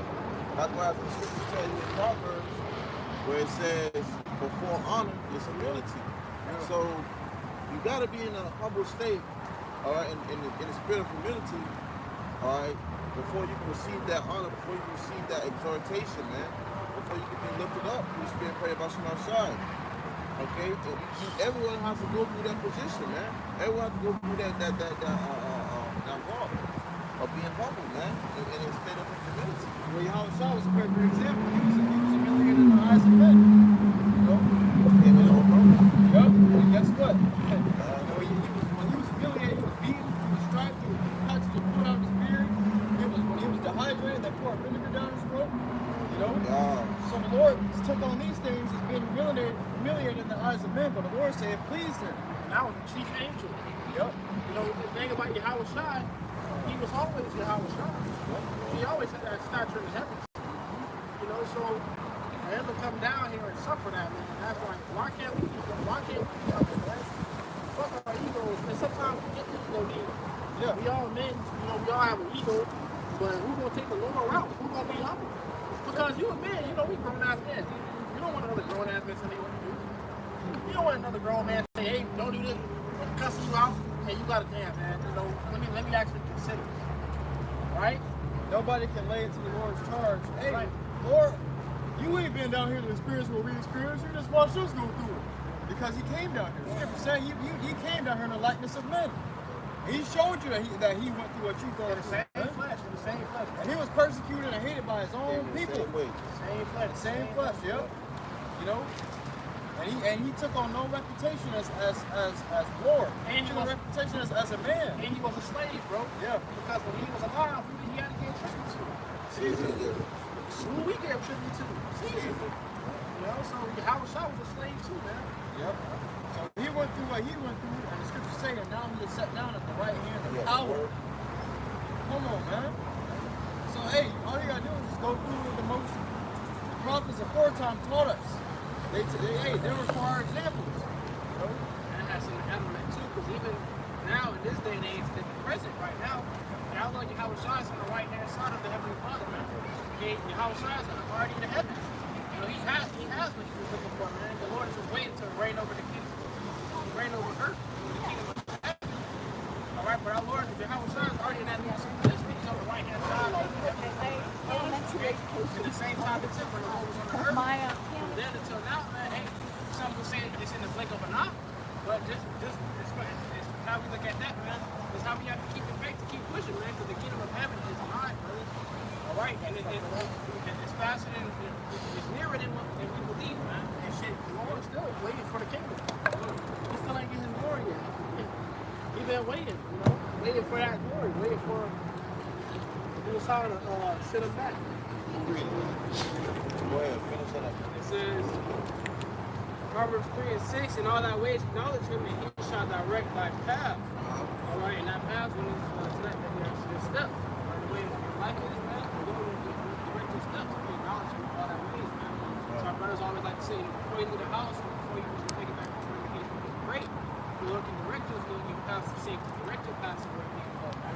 And it's not a real one, so we have to be It says, be not wise in thine own eyes, fear the Lord and depart from evil. All right, your own, what's the word for it? Your own understanding of your ego, as you would say, will get you put to death, man. Because it will cause you to go astray, follow your own steps. You have to understand that you see in the darkness, there's living this, man. Your bodies are attracted to going off, man. They're subject to going off. Okay, that's why we have to keep the Lord first, because the Lord is the one who's going to keep us in our steps, man. The Lord is going to keep you. Keeping the Lord on your mind is what's going to keep you in your right path, man. Okay, following that your own might, own understanding, your mind will go off, man. What you got, Lamar? Going back into, you said being humble and doing what you're told pretty much. Hebrews 13 and 17, obey them that have the rule over you and submit yourselves. And obey them that have the rule over you and submit yourselves, man. Okay, for those elders and apostles, the brothers in your camp, man. All right, those that have rule over you. Because why do you have to obey them? What is the purpose of listening, man, and taking heed to those that have rule over you? For they watch for your souls. And they watch for your souls. Why we have brothers over us, and that's why there's an order in the camp. Okay, because an older brother has 9 times out of 10 been through something that you're going through now. And that brother can guide you out of it, man. Or if not one specific older brother, another brother, man. All right, they watch for your souls. The brother making sure you're not going off. All right, you're not, you're standing in the words of Yahweh, the Spirit, man. Okay, you're doing what you have to do so you can ultimately receive that salvation and make it on the chariot and do what I want. That's what the brother over you was doing. Okay, that's in case you ain't his job, but that brother's gonna have to give an account for you. As they that must give account. Hey, as they that must give account. If a brother wants to fall out the truth, the Lord isn't going to go to that brother and ask why he fell out. He's going to go to the brother over that brother. Why did this brother fall out? Oh, you man, for that's why scriptures also say, every man work on their own salvation. Because the older brother is giving that brother advice, you know, and that guy falls out, that's on him, you know. So the Lord isn't going to require that at brother's hands. But at the same time, you got to make sure now if you're giving a brother the wrong advice, and you're not advising that brother to walk in the right steps, yeah, the Lord is going to require that at your hands, you know. But if you're giving a brother proper advice and he doesn't take it and he falls out, that's on him. For they watch for your souls as they that must give account, that they may do it with joy. And they must give an account that they may do it with joy, man. So we want to be taking heed to what the brothers are telling you, man. All right, when the Lord comes to ask you from the point of view, but hey, this brother been fired, this brother been lit, this brother been standing on top of us, this brother been sheep work, week in and week out. You know, that's them giving their account with joy, man. I mean, they're rejoicing, hey, this brother is it. He's got it, you know what I'm saying? That they may do it with joy and not with grief, for that is unprofitable for you. Hey, so that they may do it with joy and not with grief. You don't want a brother to have to give an account for his grief, man. He just wanted to stand on top and he wasn't staying firm, man. Yeah, because I mean, because when you come into this truth, usually somebody probably, you know, you was onto somebody, you know, and it's that guy's job to help you out and make sure help you get through as much as possible. But you was been a demon, you was been an asshole, you was always, you know, bucking up against the spirit. You thought you was really above in the spirit, which is pride and arrogance and covetousness. Then what happened is eventually you're gonna be separated, and that brother's gonna have to get given the core for you. They're gonna ask, hey, what about this brother right here? Oh, well, when he was in the camp, he was an asshole. He did this, he did that. You know, they gonna have to give an account for you, and it's gonna be with grief, rather than somebody ask you what's up with this brother, and they say, oh, well, this brother's on point. You know, he's a sincere brother. You know, he charitable. He help brothers out. He always different brothers. You know, he's really in this thing, versus somebody that's just around for a season. And we always see those guys that's just really just in it for their own selves, and they're not really, you know, they're not really in it for the body. You see, it's like if you go to any job, they're gonna tell you, my job told us that shit. They said we want people that's for the company. You know, those are the guys we're gonna give raises to. Those guys we're gonna look out for. Those guys that's gonna have a guaranteed job. Our name. To push forward the company name. So here we are to push forward Yahweh Shemel Shah's name. Right. And the Lord, you know, you have to do that in love and in unity and in the proper spirit. If not, there's going to be no hindrances, and we don't need that. Spirit, some more of that. Show that.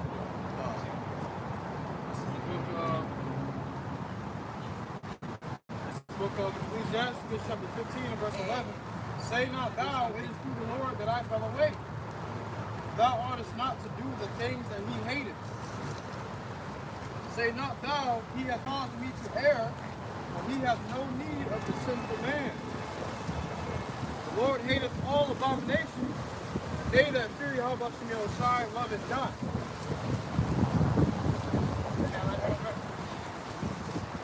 I got it in the GNT as well. So this is the book of Ecclesiastes, chapter 15, verse 11 in the GNT. It says, don't blame the Lord for your sin. The Lord does not cause what he hates. Hey, don't blame the Lord for your sin. The Lord's not going to cause what he hates. If you go off and you sin, don't say that's going to be how much you outside. You went off, man. You fell away. You took heed to them demons in this fleshly body, man. Okay, you can't say, oh, the Lord made me sin, the Lord made me do it. No, man. The Lord is going to cause you to sin. It says, don't claim that he has misled you. He doesn't need the help of sinners to accomplish his purposes. Hey, and even with that, it said he doesn't need the help of sinners to... It says, don't claim that he has misled you. He doesn't need the help of sinners to accomplish his purposes. He doesn't need the help of sinners to accomplish his purposes. And the Lord doesn't need us, man. But the Lord said he can raise up stones to do his purpose. Okay, so when you go off and you sin, don't blame the Lord, man, because the Lord don't have to use us. Okay? You have to use us. And the Lord is not going to tempt you to go off and do no evil, man. Because that's offer, that's wickedness, and the Lord can't be around the wickedness, man. So when you go off and sin, and the Lord is not around you while you're sinning, man. Alright? Nothing but your wicked ass spirit and them demons, man. Yeah, the Lord is using us. You know, when you got the saying in the world, don't let people use you. You know, we are blessed to say that the Lord is using us. You know, to let the Lord use us. Because if he wasn't in there, guess what? You're fucked. You know? These people walk around and fill their own bellies. You got two things that you can give homage to, pay homage to in this life. That's your own belly and the Lord, man. You know, many different things come with your own belly. Idols, okay? Your own desires, lusts, okay? And the Lord is one thing in all, man. Okay, you gotta serve the Lord or you gonna serve yourself, and which one is gonna be? So it says, the Lord hates evil in all its forms, and those who fear the Lord find nothing attractive in evil. When, in the beginning, the Lord created human beings, he left them free to do as they wish. If you want to, you can keep the Lord's commands. You can decide whether you will be loyal to him or not. He has placed fire and water before you. Reach out and take whichever you want. You have a choice between life and death. You will get whichever you choose.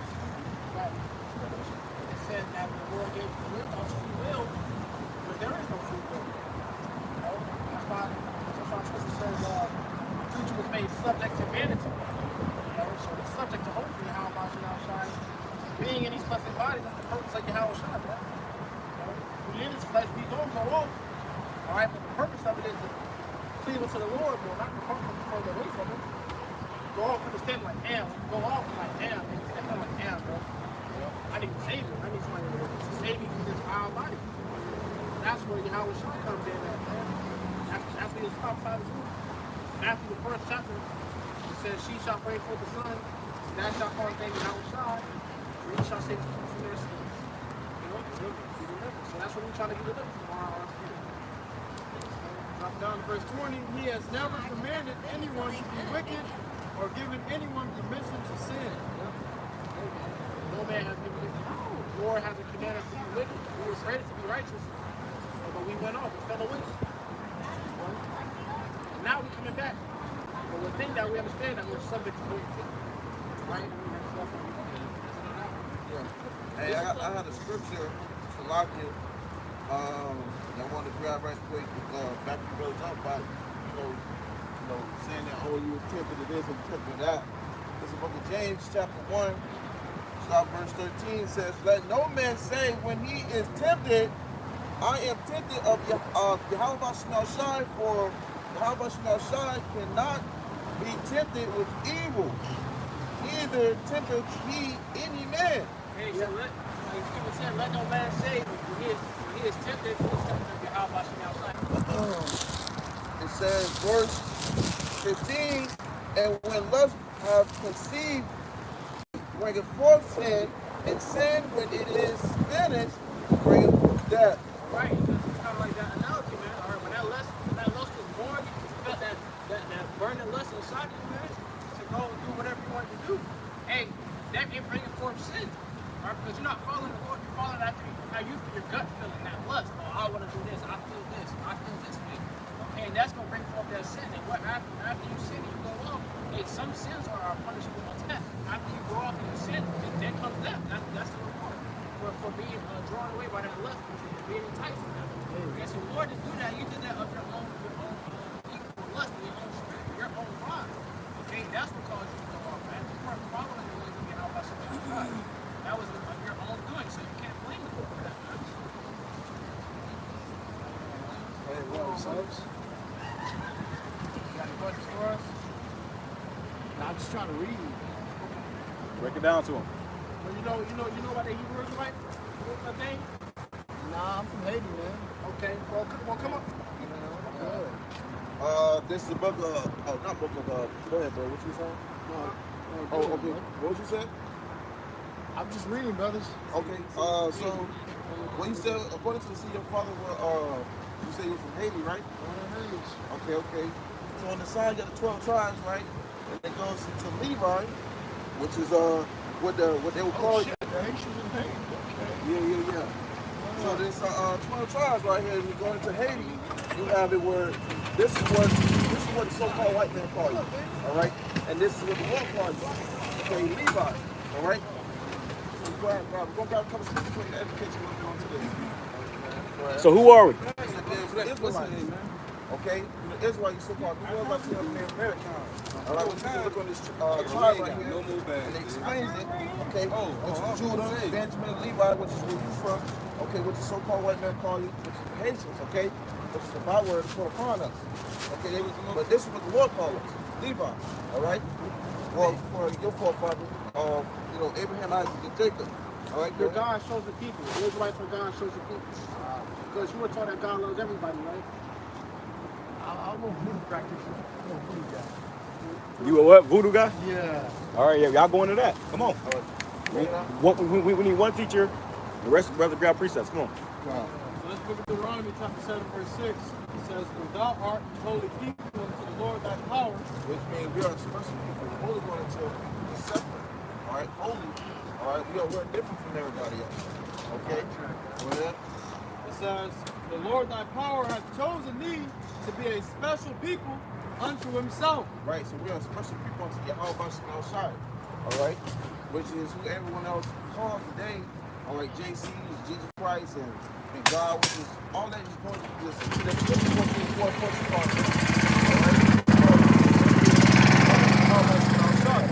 But he said you said you practice voodoo, right? Yeah. So y'all teaching about voodoo according to the Bible. Come on. Come on, let's go. I'll tell them all. Deuteronomy Come on. 18, verse 9. When thou art come into the land which the Lord thy God giveth thee, thou shalt not learn to do after the abominations of those nations. So we were the chosen people of the Lord, right? And he chose these nations. Now when he chose these nations, he gave them specific laws and commandments.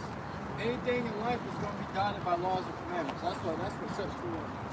It gives you guidelines on how to live when you're born in life.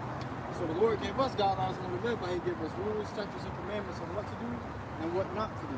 Things that will get us fucked up, and things that will cause us to live a good life. Go ahead. Thou shalt not learn to do after the abominations of these nations. There shall not be found among you anyone that maketh his son or his daughter to pass through the fire, or that useth divination. So divination and passing children to the fire, like sacrificing your children, all that ties into the same thing, which is going to witchcraft, sorcery, like you said, voodoo. You say you're a voodoo practitioner, right? Okay, so we were commanded not to be doing those things because these are against the Lord's ways. You know, the Lord say, okay, do this, and that. Don't do which. Okay, somebody grab me yeah, this is the book of Leviticus 19 verse 21. There shall not be found among you anyone that maketh his son or his daughter to pass through the fire, or that uses divination, or an observer of times, or an enchanter, or a witch. Because what you do when you're doing these things is you have to communicate, you have to commune with demons. Because through those demons, you're giving those demons energy to do certain things that you would wish for them to do. And this becomes a form of idolatry. The Lord said, I'm a jealous God, a jealous power, with godly jealousy. He said, I'm jealous over you with godly jealousy. He only wants you to serve him, to call upon him, and ask him for the things that you need. Right, and as we see right there, brother, hold that up, brother. That's the true depiction of our Lord. So this is your God, the God of the Bible, and his only begotten Son. His people are the 12 tribes of Israel, which are the so-called Negroes, Hispanics, Native Indians. So he commanded us things not to do and things to do. Now, when you go into voodoo, you get power from voodoo, right? Yeah. So because you get power from one or two sides, either the left-hand side or the right-hand side. Left-hand side is the demons, right-hand side is the angels. What we're doing is we're getting power from the angels. When you practice voodoo, you're getting power from demons, which that power is limited. The power and our power is the one that control the demons. So the power you read about in the Bible, how when the Lord came upon the earth, he was casting demons out of people. So I can skip the middleman. You go right to your true power. And that's what we had to realize as well, just like you. You know, the Lord gave us commission to put a beard on your face, you know, as we see. You know, so you are already there and you don't even know it. But you got to come fully over in the spirit and start serving the true God of the Bible, which his name is Yahweh, and his only begotten son's name is Yahushua. 18 says, Behold, I and the children whom the Lord hath given me are for signs and for wonders in Israel from the Lord of hosts, which dwelleth in Mount Zion. And when they shall say unto you, Seek unto them that have familiar spirits, and unto wizards that peep and that mutter. See, and Levi was the priest. You know, the tribe of Levi was the priest.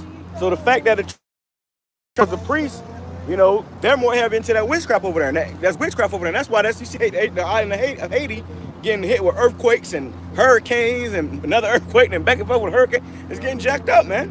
That's the Lord sending judgment upon this place.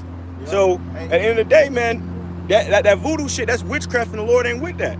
Yeah, and you see Jacob over there in Haiti with when they practice it, you know, you see it goes into deep in the roots over there because Jacob be really strong with that damn voodoo shit they be doing, man. You can tell because the people be so jacked up. I remember somebody explaining those things to me at one point when I was younger, and they were telling me how they would have to make certain those type of sacrifices, but the sacrifices they had to do, it had to be particular to a particular demon, man. Yeah. You know? Yeah. The scriptures say my people are wise to do evil, but to do good they have no knowledge. So they know how to take one of your belongings and put it in, bury it in the earth. Make a voodoo doll out of you. Make a voodoo doll out Sacrifice of a chicken, cut off a chicken head. They know how to make you your mind stuff forever. You know? They know all these certain witchcrafts and sorceries to get you to be a certain way. And you gotta be mindful of that too, because a lot of times, you know, a guy like that, he may get with a woman, you know, and end up doing voodoo on her to make her stuck with him. Yeah. Or you get with a voodoo woman, or a H woman that's in the voodoo, and she'll put some period blood or some shit in your food to make you obsessed with her, man. And they show you, they be having like so-called memes like on Instagram. After I ate her spaghetti, now I can hear her voice in my head everywhere I go. Right. That's witchcraft. That's sorcery. You had a woman that was putting the fingers inside the private parts and it's called vamping. When it was or what was it, vapping? Yeah, when they would put the damn juice on them, and the pheromones will make men attractive. That's witchcraft, bro. That's called sex magic. When you go into those bodily fluids, and that all pertains to witchcraft, which is wickedness. That's of Satan, man. You know, so you gotta be mindful of that stuff. And anybody who dealing with that stuff, we don't want nothing to do with you. You got women also that will let men ejaculate on their face, and they'll walk around in public like nothing, like with the ejaculation on their face, man. That's witchcraft. You know, they'll rub it in their face and then be up in the next man's face. Right. Yeah, they do that in wickedness, bro. That's why you gotta, and you also gotta be aware of the woman you sleeping with, brother. I was the guy I knew from a friend of mine. I've known him for a long time, and I seen him yesterday. And we just recently started dating this Puerto Rican woman. Oh yeah. Hey, he from heavy into that. Santeria. And he was never like that. Like never like that. But then when I seen him yesterday, he told me he just got back from Miami. Like we were doing over there. He said, I got that sacrifice of the chicken 2 Damn. hours ago. Damn. So, but I would never have expected him to do something like that. Right, right. But and that's what time we're in. We're in the time of all wickedness, man. Jake and the witchcraft, and Jake, that means Jake and the witchcraft open, man. Yeah, Back in the day, you kind of kept that shit on the down low. Now people preaching that shit open. That's a whole other religion. They got it on TikTok now. Yep. That's a heavy. TikTok how to do it, and they'll show you the ways to do it. Right. Or, because over there we live with a lot of Northern Kingdom there. They got these little green, yellow, or beads and stuff, red beads and stuff. Right. And they have it where they go to a card reader. They call them a card reader. It's a tarot card reader, It's a tarot, which is witchcraft. It comes from Aleister Crowley. So all that, our people be heavily indulged into, man. Like if it's a part of their heritage, man. Hey, you know, and that guy might go back and try to put a spell upon us. But like I told you, our power that we serve is higher than your power. Somebody grab that too. No enchantment. I got it. I can get this. Finish that up. It says, and when they shall say unto you, seek unto them that have familiar spirits, and unto wizards that peep and that mutter, should not a people seek unto their God? For the living to the dead, the law and to the testimony. Hey, the one thing about it, back in the ancient times, our people was into that as well, man. All right, and they were going to that instead of seeking the Lord, man. When they got it from the damn Canaanites. Right. Yeah. Got it from the damn Amorites, man.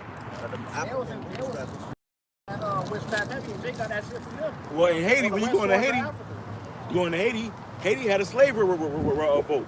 Well, they revolted against the French, and they won because they was doing voodoo. They learned that voodoo, and they started doing voodoo on them damn Edomites, and they won.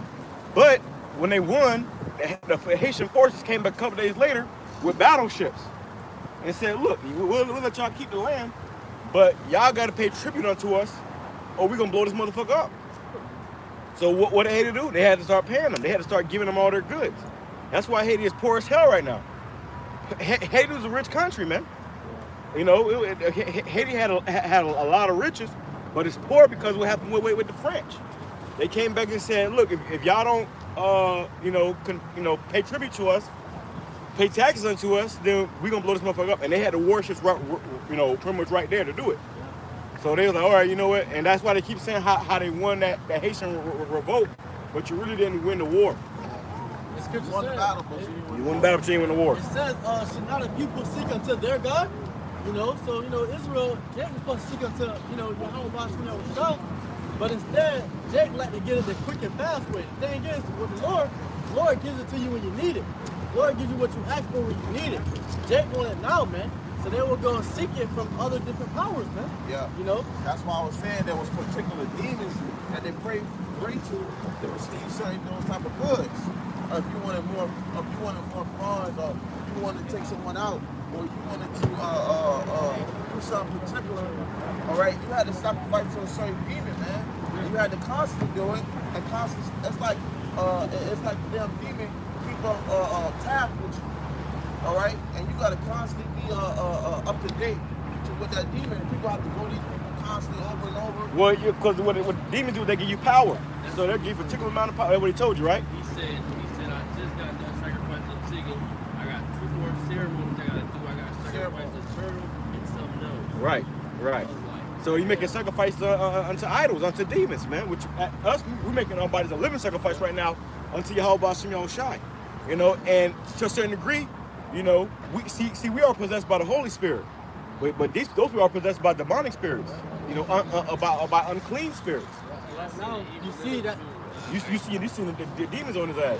Because what happens, they got to keep making them sacrifices to get that power from that demon. And after that power, that demon, he may make a deal with you, but at the end of it all, he gonna require your damn soul. Yeah. That's why guys who go into witchcraft, they end up getting taken out. And those sacrifices get more and more each sacrifice, So now it's little chickens and animals, but next is gonna be your own family member. Or a damn person. Yeah, and that's how it is when you go into. And that's what all these elites do, man. What a sign of the wicked. Who got the wicked sign, man? That's what these devils do, and Illuminati and stuff. Yeah. Them guys, they be sacrificing motherfuckers, man, because they doing witchcraft. They going into voodoo, Santa Maria, all that stuff, worshiping and giving unto idols, demons. I got precepts. Hey, well, like precept your the pop just brought out, he said, should not people seek into their God? Well, naturally, you're gonna go seeking after your power, that who you worship, and they're gonna go and seek after voodoo and witchcraft and sorcery, and not knowing this unconsciously becomes their God. And that's who you seek after when you need something. Yeah. Oh, I need this done. Let's do some voodoo for it. Well, that's your God. You're praying to demons now. And that means you gotta watch some people you come around, you come in contact with, because motherfuckers are worshiping demons. Flat out worshiping demons. That's what they got told us. So when the Lord come back, he gonna destroy you niggas that's worshiping demons. Whether you openly knowingly you worship them, or not knowingly, you know, inconvertently worship them, and the Lord gonna destroy you, man. That's why you gotta come into the truth. That's why the truth is out here. So there's no excuse why you're not serving Yahweh Shem Yahweh Shai. Because if you ain't serving Yahweh Shem Yahweh Shai, you more than likely serving a demon. And that guy ain't want no parts of the truth. Right. He didn't want to hear this. He didn't want to get down with this. He was trying to test the spirit. And, you know, he's enough. You see that this, that's another thing. These niggas that be doing voodoo and sorcery, practicing all this go ahead and change it. They can tell when something's out of this world. You know, and so that's why he came up. He said, I'm just reading. He's trying to figure out where we're coming from. You know, because when you And then he identified himself on that sign.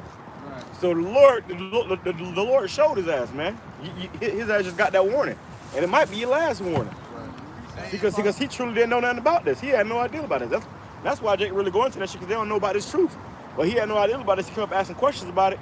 And then them demons told his ass, leave. He fucking left. But you got the truth. You an Israelite, you know, that the Lord is a black man, that you from the tribe of Levi, Lord about to destroy America. So, you know, and that voodoo is witchcraft. That shit is wickedness. And if I may add too, So them demons told him to leave. Because we're going to talk about how it's wicked and you ain't supposed to be doing that. Them demons say, hey, you better go. I'm going to kill your ass right now. He said, I got to go, guys. And he left. hey, I'm gonna say this right now. Hey, not only you gotta worry about, you gotta watch out for those, but you gotta watch out for these women too, man. These women, like we was mentioning earlier, they be doing all the extra shit, but you got these witches upon these women, man. And they be doing all these, like the brother said, ceremonies. And these women, especially Eve, all right, be going to these things, man, and getting a lot of these things jacked up. And these women are evil, man. You know, you gotta watch them who you're dealing with, because they'll try to get you wrapped up in all kinds of sick and wicked shit, man. Like the brothers mentioned about the Ephraimite, man. That's what these women do. Oh, so yeah, you said he got with that woman. Yeah. Quick precept. First Ezra 4 verse 26. Yeah, many there be that have run out of their wits for women. Hey, women have you practicing witchcraft and voodoo and shit, man. You don't even realize this. Well, even on the lower level, if you get with a woman, what she want to do? Valentine's Day. She want to smoke. She want to celebrate Valentine's Day, Christmas, her birthday. They push that shit heavy, man. Especially them Edomite women. I dated Edomite women in high school. Listen, brother, they Edomite women, that's all right, but they ain't all that great, because them motherfuckers are into this world. And them bitches want birthday presents. They want Valentine's Day gifts. Starbies. I want Starbucks. That's what they call it, Starbies. Oh shit! There you go. You know, and hey, well, even Starbucks, that damn logo is a demon. That's why they be in that damn Starbucks heavy, because they reverencing that demon. They having that demon, you know, spitting that cup, man, or something, man. So it look like that demon from Solo Leveling too, bro. Right, and then that should be so expensive.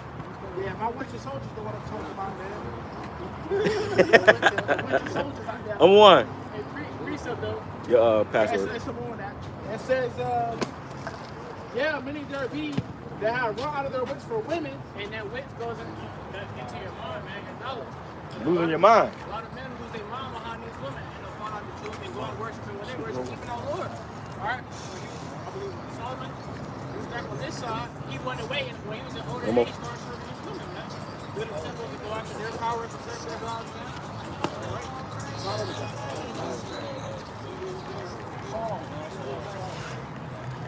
so now they wish for women. And it goes on to say, they become servants for their sake. And they became servants for their sake, not for the women's sake. Okay? They ran off down and they lost them. They became the women's servants, man. And that right there lets you know that a lot of women, even the greatest men that's ever walked the earth, have women fell in how they were. Who are you? Well, shit, look at Adam. Look at Adam, man. He was beguiled by Eve. You know? to her. Now look at us today. Everything today is because a man succeeded to a damn woman. You know? So, hey, a lot of these women. And they living their best life over there. That's that little frat party shit.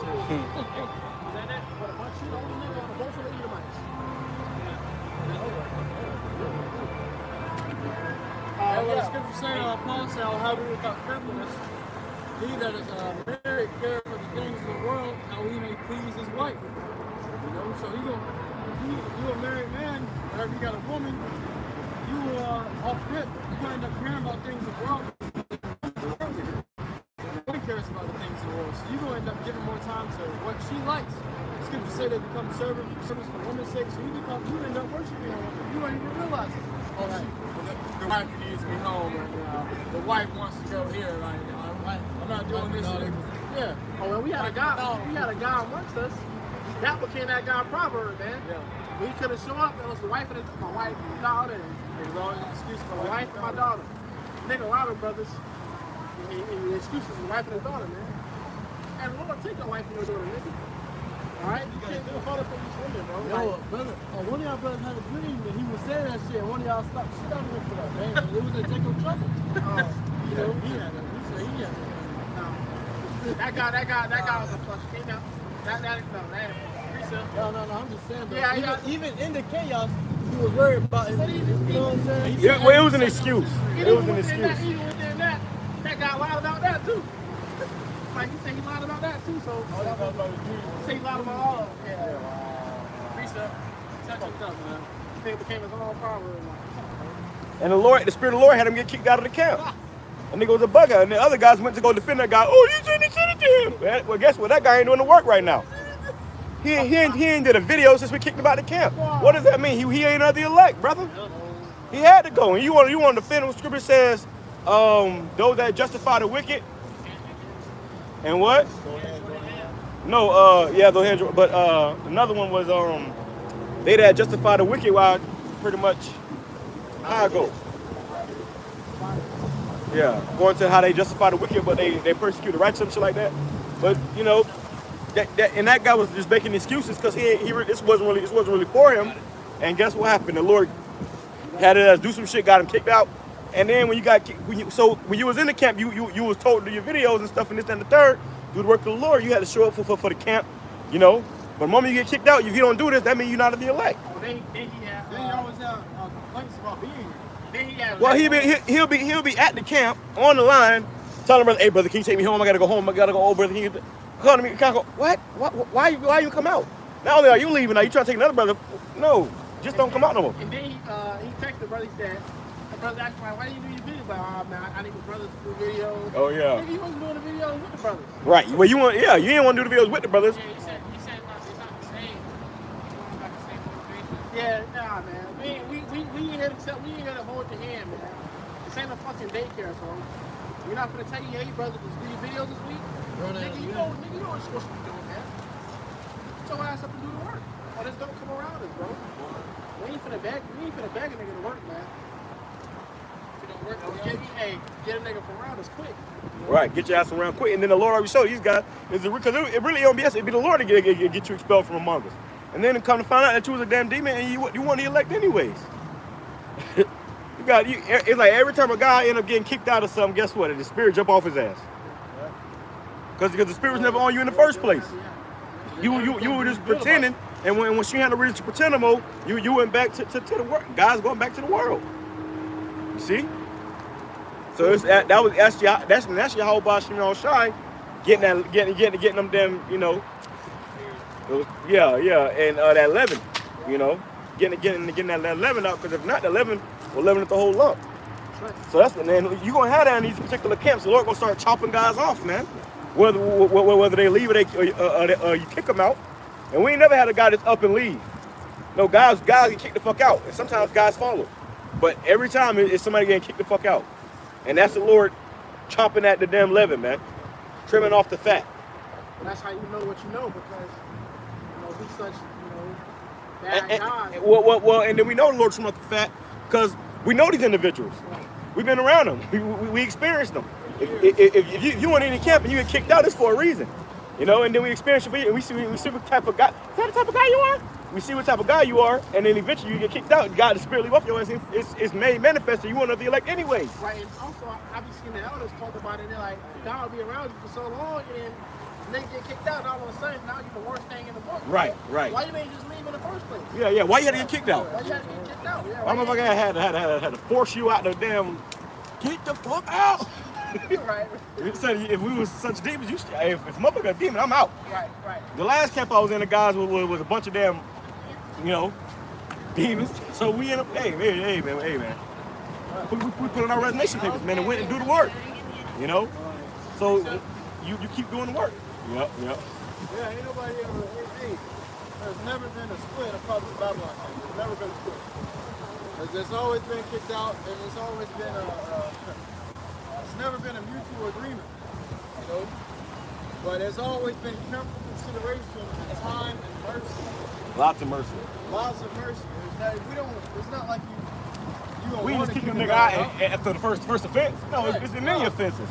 And you've been doing some shit that you can't come back from. And it's like, okay, yeah, man, you gotta go. So. Go ahead. Lamar, you had it, right? Go ahead, man. Proverbs 17 and 15. He that justifies the wicked and he that condemneth the just. So you'll justify the wicked. This guy was trying to commit adultery with another guy's brother who's amongst you. He trying to commit adultery with that guy. You take another one. Right. Because you mad at us. Because you mad at us. So this guy, he tried to commit adultery. That's the enemy of my friends. Right. That's some worldly shit. So now you're a participator of adultery. Well, and then the guy was taking from brothers, asking every different brothers for money, and not even he said himself he was using for he was asking for it for. So he was taking advantage of the brothers. That was giving their last dollar, man. Misuse the profit. But I think that's thief for the robbery. Right. We try to bring it back. Right. We try to revive them. And Lord ain't dealing with that nigga. See, you can't make him into the elect. You can't. It's up to the Lord for men of the elect. Right. The spirit don't jump off the nigga. The spirit jumped off that nigga, man. And he better pray the Lord put the spirit back on him, or he out. You know. But you gonna see that, especially in these last days. You're gonna see more guys that was once in this thing falling out of this thing because they're really not of this thing. Right. Go ahead. But that was it. He that justifieth the wicked and he that condemneth the just, even they both are an abomination to the Lord. So they'll justify the wicked. A nigga that was trying to commit adultery, robbing brothers, being a demon, they'll justify that. And then they'll condemn the just. The men that's still doing the work in truth and in sincerity. The men who taught you through the spirit of Yahweh Shem Shai. Right. Niggas being grateful.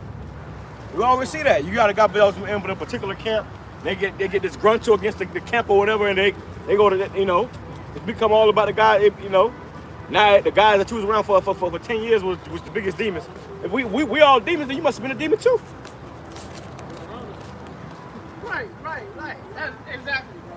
That's the beautiful point, because now we just became demons, nigga. Like, what the fuck? How the fuck that makes sense, bro? Like, you around us, you eat, and a week later, this is niggas. And it just happened to come after you get kicked out. You're an asshole. Right, like all weekend you just become something overnight. Like, hey, that gonna show you that, man, you don't got a backbone, bro. Like, Hey, I remember when I was in this other camp, I told these guys had a problem with they call it the rape doctrine or whatever, right? And the guy was trying to say, Elder Pastor is a pedophile. And I stood up again and I said, no, man, he's teaching the scriptures, man. And I tried to break it down. He said, oh, you a pedophile too. And we were united day and night in like 10 minutes of me just breaking that down. Oh, so you like little girls too. And then I became a pedophile too. And then we ended up leaving, like, oh shit, wait a minute, this guy, motherfucker, damn. So that's what happens. But that's because what? You stand on the truth, you stand on principle. Yeah, I remember that too. There was one time I was sitting at the table and I was saying how I was watching a video of a GMS brother, and everybody turned their head and looked at me. I was like, huh? It was like, they're pedophiles, bro. What the fuck? What are you doing watching them? I felt, oh wow. I felt condemned. I was like, damn, what's supposed to be watching them? But just being a younger brother, I didn't even know. And then it just put a certain image of those brothers on other new brothers' minds, man. know, where Right. he's just like them, you know. And that's what happened to those guys. You got led to believe a lie, which it ain't true. Ain't no arrest records. You got to believe a lie, and you follow the multitude to do evil. Now you slandering brothers and lying on brothers, saying that they this and that and the third, and they not. Right. And those are true men of the Lord. I got a precept. Go ahead. Luke 6 and verse 22. Blessed are ye when men shall hate you, and when they shall separate you from their company, and shall reproach you. Hey, hatred is a very big stumbling block in the truth. Hatred causes false doctrine. So many men fall into false doctrine just because they hate the man that you hate. They don't like the guy that you like. Oh, we don't like this man. We don't like what he teaches. All right, we agree with you, so we don't like what he teaches either. We're gonna teach what you teach. You know, and hatred becomes a false doctrine. You know, now they MOT this, and that, all because the man they hate is teaching what it truly is. You know? That's right. It says, and cast out your name as evil for the Son of Man's sake.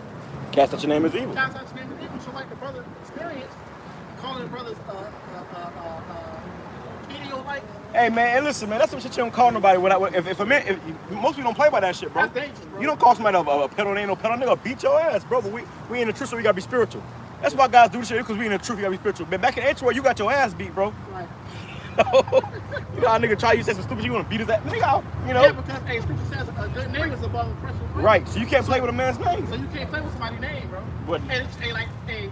And then that guy went and told everybody who we knew that we was, you know, pedos, bro. Wow. So now if we come across you know guys, they looking at us with the side eye. Because he told you a bunch of lies about us, And man. if a nigga believe that, and if you believe that, it's because you didn't want to really Yeah, like us anyway. exactly. Exactly. If you believe that shit without even coming in, hey, bro, this and this would say you that you didn't really fuck with us anyway. So, hey, the Lord got all that shit, clean everything up. The Lord will clean everything up, man. Hey, but it's all persecution for the truth. You know, we suffer wrongfully, righteously. You know, it needs be that these things must happen, so that what we can be glorified. Man. And we have, you know, and we laughing up here because, hey, we going through the experience, it ain't funny. It ain't shit funny when you going through it. But after you get through it, you can look back like, man, you know, you can laugh at it. You gotta have fun. You gotta enjoy this thing. You gotta have fun with it. Because hey, we love doing this. It ain't a brother to us. We come out here week in and week out faithfully. It ain't because a brother got a fucking search and rescue. Right. Well, Nah, that's but we shit. come out here, it's a work, an act of love, man. It's our life. We do this week in and week out. You know, cameras on, cameras off. Same thing. All right, we gotta do something. Galatians chapter 5 and verse 19. Now the works of the flesh are manifest, which are these: adultery, fornication, uncleanness, Adultery, bro. It's the first thing is adultery, bro. Don't be out here popping another man's wife. Which that was something that was promoted in the world. Huh? Or trying to. That's adultery. The Lord said that you look upon another man's wife, you know, you already committed adultery in your heart. Because everything you do, it manifests in your mind first. So you already in your mind, you already look at a brother wife. You already trying I fucking the man wife. Look at her, you know. Come on, bro. All right. And so you, in your mind, you already committed adultery. You already think about how you gonna talk, how you gonna approach it, and try to smooth talk your way. Strategize, Fucking shit, wicked ass nigga. Hey, if I may add on that topic, so like at my job, we had this supervisor, I ain't gonna name her name, but she basically had a husband that she just had a child by, and then her father was getting ready to end of his program. He was passed away, he was sick. They're Moabite, and you had this Ephraimite man. He was like, hey, this is a perfect opportunity. She's weak right now. She's grieving. Her husband is not there. He's being an asshole. You know, I'm gonna swoop in and see what I can do. And he ended up swooping in and popping that man's wife. God, the man first in the bathroom and I. Oh, you working there too? They had a love square at a job. Hey, he was a direct employee, and this woman was a supervisor. He was popping our supervisor. Hey, hold on. So the Ephraimite that said that? That's a wicked ass nigga, man. He took advantage of her being in the lower state because her father died and popped that wife. And she had a son like 3 months prior before that. And that's what scripture says, watch do evil, man. So that wicked ass nigga, he already had a cunningly devised plan in his mind on how to get that man wife. To commit adultery. To commit adultery, bro. And then we hit because recently came out IUIC had which is big on IUIC for years, and man. That's always happening with these campers. Anytime women are around, adultery is around too. Right. Oh, what my scripture says, where there's women, there is wickedness. It's like garments come out the mouth. Where there's women, there is wickedness. You got men while they fight each other in the camp and shit. Let me find out a nigga touch my wife. You know? We scrap it, bro. Straight up. Scripture talk about the jealousy of a man. Jealousy of a man, yeah. And then, you know, you think the thing came out in the IUIC. This nigga texted his man wife, sending him her pics of him, and he gonna come shalom. We know shalom. And the nigga do that shit sitting right around your ass, smiling in your face. Yeah, bro. That's some wicked ass shit, man. That's some nigga shit. That's some nigga shit, bro. And it ain't laughing. And I mean, those guys don't fear the Lord. And then neither do the least of IUIC because they laughing about it and shit. That nasty shit. Right. What? Nah, bro. The Lord hates Bug the hell out, man. Go ahead, brother. It goes on to say, the other Apostle Harvard was even also saying how that happened before, and they let the man back a year later. They let him back in the camp a year later. Well, that was Ayathon. But we don't know if he really committed adultery, if he slept with another man's wife or he slept with another woman. Because the IUIC, they don't even fully understand what adultery is, man. They say sleep with another woman while you married is adultery. Right. That's off too. And then they also no, that's a Christian doctrine. And they also tell you if your woman isn't in the truth, then you got to get rid of her and get a woman that's in the truth. Because really, none of these women in the fucking truth, bro. Oh well, if y'all want to take it there, right? Y'all want to take it there. Well, a lot of guys join that camp to get a woman. And that's why they let the woman in, so the other people, because they so-called the biggest camp in Israel. That's vanity. The woman is the Lord of men in. Right, exactly. And she got the dress on. Shalom. All in your face and shit. With them 5 kids in the back of the house. Right. You know? Kids got 3 kids. And she's still in the damn world. Right. She just comes to like his church. Because see, women are pretenders. When women act their ass up, they'll put up there and play that role the whole time. This bitch still popping her baby daddy, get popping her baby daddy with her. It's all a popularity contest. Man. Right, but also I'm gonna say this too though. When you go to IUIC, you can't come in there and say this is my wife. No, y'all gotta get married. Y'all gotta have guns. What you said? That too, unfortunately. But when you go to IUIC, they make you get government papers, man. Well, you get married, and IUIC do weddings. So you can get wedding in IUIC, but you won't get them government papers to prove that y'all your husband and wife. So when adultery comes, it ain't just, oh damn, well, this bitch trying not gonna let her go. Now y'all gotta go to court too. Y'all gotta go to the white man.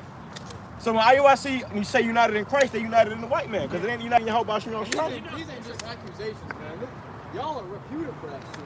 Nothing. I met a dude that I was teaching when I first came into the truth. I was teaching him, and he said he think he just gonna go to IUIC so he can get a wife. Right. I've seen that too. Yeah. Because the guy was burning. Another thing is, in the scriptures. So you got guys in that camp that's not really enough for your how about Shemal Shah, they enough for a woman. Well, they ain't coming to the name for your how about Shemal Shah regardless. Oh, yeah. They're united in Christ, not your how Shah. And another thing is that when a man slept with a woman, when a man got a wife in the ancient world, it wasn't between the man, the judge, and the wife. The covenant was made between the man, your how about Shemal Shah, and the wife. You didn't have to go to a judge. You didn't have to get a license. It's between you and the wife, man. And you have to go to Uncle Sam. Yeah, bro. Well, you had this is in the scriptures when Yahushua went to the wedding. They said it was a wedding celebration. Okay, so that's not the actual marriage, it's just a celebration of the marriage, man. Well, what happened is they he took the woman's virginity. They showed the sheep, the woman took her virginity. That's it. All right? And now everybody know that she belongs to that man. And if that sheep was still clean, that woman had to be put down, man. I mean, that's because what? No, if it was dirty. Oh no, if it was clean, Salah. Yeah, you're right. If it was clean, if it didn't have any blood on it. Yeah. Because a virgin will always bleed. Right. But that's how it was back in the ancient times. And these women they ain't doing nothing near that. And this time you got something called dating culture. Soon. I seen a video where a woman was at a funeral, at her husband's funeral, and the pastor of the church proposed to her, man. So these niggas, that's what Most High and Christ bless brings you, man. You know? Tasha trying to marry the woman, right? Hey, she got her own husband's funeral. He didn't even give her time to grieve. She crying on the floor and he proposing to her. You know? That's the pastor. Who was reading? It says, Galatians 5:19, now the works of the flesh are manifest, which are these: adultery, fornication, So uncleanness, specifically, blasphemy, your identity. idolatry, Just by one part, witchcraft. Witchcraft. The Lord is against that witchcraft, man. We ain't know no witchcraft. When you talking about you on the food or you a witchcraft shit, the Lord is against that shit. If you don't repent, the Lord gonna destroy a nigga. The Lord gonna kill a nigga, man. The Lord will kill you for doing that witchcraft shit, bro. You know? And he'll use that demon to do it. The demon you praying to, he'll use that demon to do it. You know? Like I told the man, hey, you can get power from two sides, either left hand side or right hand side. It's like people going to the source. I said you get power from that, right? He said, yeah, you can say that. That little slide look, because it's true. But see, we serve the true God of the Bible, which you can't come against that power. He controls the demons. Somebody grab that. I can create dark and light. And who got that no enchantment for Jacob? Go ahead, bring it out. It's the book of Isaiah, chapter 45, verse 7. I form the light and create darkness. This is Yahweh that is speaking right here, man. The Heavenly Father, okay? He forms the light and create darkness.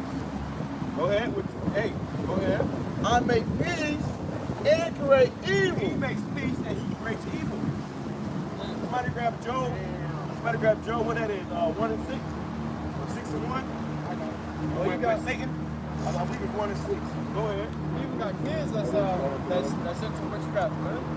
And they're unknowingly participating in witchcraft. They got something called sorcery. They do something called a Ouija board. Right. And they call it a game, like it's a game. You know? Because you saw pushing that shit. Yeah. And then they start summoning up spirits, speaking to the dead and shit. You know? Hey, a personal testimony, I did that shit when I was younger, man. What? I was in the world. I was young, I was in middle school. My friends, me and my friends invited me over. I was like, let's play the Ouija board. Like blues or you want to Play the Ouija board. Play the Ouija board. See, because a lot of times Jake is superstitious, man. Yeah. Jake is real superstitious. They be real, you know, weary of certain shit, man. You know, because we're spiritual. We're spiritual people. See? But Edomites, they're demonic people. So-called white men, they're demonic. So their kids be playing Ouija boards and shit. We don't get down like that, man. And my mom wouldn't even allow me to watch Pokemon and shit. I had to watch that shit. You know, or Digimon, Yu-Gi-Oh! She said that's witchcraft. Yeah. You know, that's witchcraft. And she was right. She was right, yeah. They were summoning right. shit. There's some of the demons on that shit, man. The Pokemon and them Digimon and those are demons. Motherfucking Yu-Gi-Oh card, that's some of the demons, bro. Yeah. But you a kid, you don't realize that Esau feeding it to you. Yu-Gi-Oh cards had a portal on the back of them. Right. What the Hey, fuck? we was right here, and the damn dolphin came by, man. That's back to the way, to the river. We had a big ass dolphin come by. You were here. The dolphin came by here and said, "What's up?" Right when we were about to start up. So that's the spirit, man. But back to them demons. Hey, man. Yeah, they pushing that shit in them cartoon shows. Spider-Man is passing after a demon, man. You see the big old black eyes like an alien. When you see a demon, look like an alien, man. When they portray you as aliens, those are spirits. These are spirits, man. All right. But they pushing that shit when they got Spider-Man with the big eyes. They got in every character got big ass eyes. Venom. Yeah, it was all demons. The Joker's a demon, you know. So if you're not paying attention, them demons gonna lure your ass in to that death pit. That's why we told the man, the Haitian man, hey, that shit is wickedness, man. Go ahead. The up one, you read it? Yeah, it says, bring it back, Isaiah chapter 45, verse 7. I form the light and create darkness. I make peace and create evil. I, the Lord, Yahweh Shemashai, do all these things. I had a nigga tell me, I don't believe in the Lord because if he was real, all the babies died. Okay, then there's a severe lack of understanding. Okay, the scriptures say no man perish being innocent. Right. Yeah, there was a nigga told me one time, Yeah, man, where was God when my grandma died? Niggas, she had to go Sunday, nigga. Grandma was 109. Can I join? That is you for one of these days. Grandma was 109, man. She was talking about the anyway. You know, but that's Jacob for any reason. Trying to buck up against the hell about some show. You know, 2/3 anyways, man. And then you niggas that's participating in witchcraft, you a 2/3 in whether you know it or not, man. You know, if you don't come out of that shit. So we'll tell you to repent and come out of that stuff and come back to y'all about some shine. If you don't, that's on you anyways. I was on that. Bring this back. Go ahead, Lamar. This is Numbers 23 and Because 23. hey, you got the wickedness before that sign up. But these devils right here, bro, you know, these devils, they actually, you know, they're casting spells on us, man. Yeah. These devils know who we are, the wicked elite. These devils know who we are, man. They casting spells upon us. All right, they're trying to get us put to death. You know, they're trying to way to try to destroy us, but the Lord got angels watching us, man. He got a hedge of angels. Somebody grab that, a hedge of angels. The angels that kept around about them that fear him, because we fear Yahweh Bashem Yahweh Shai, the true power. So with that, guess what? No matter what you do, no matter what you devils do, what demons you call upon, our Lord is going to be with us, whether you believe it or not. Let me grab that. Go ahead, hold on, let me bring this up. Numbers 23 and 23.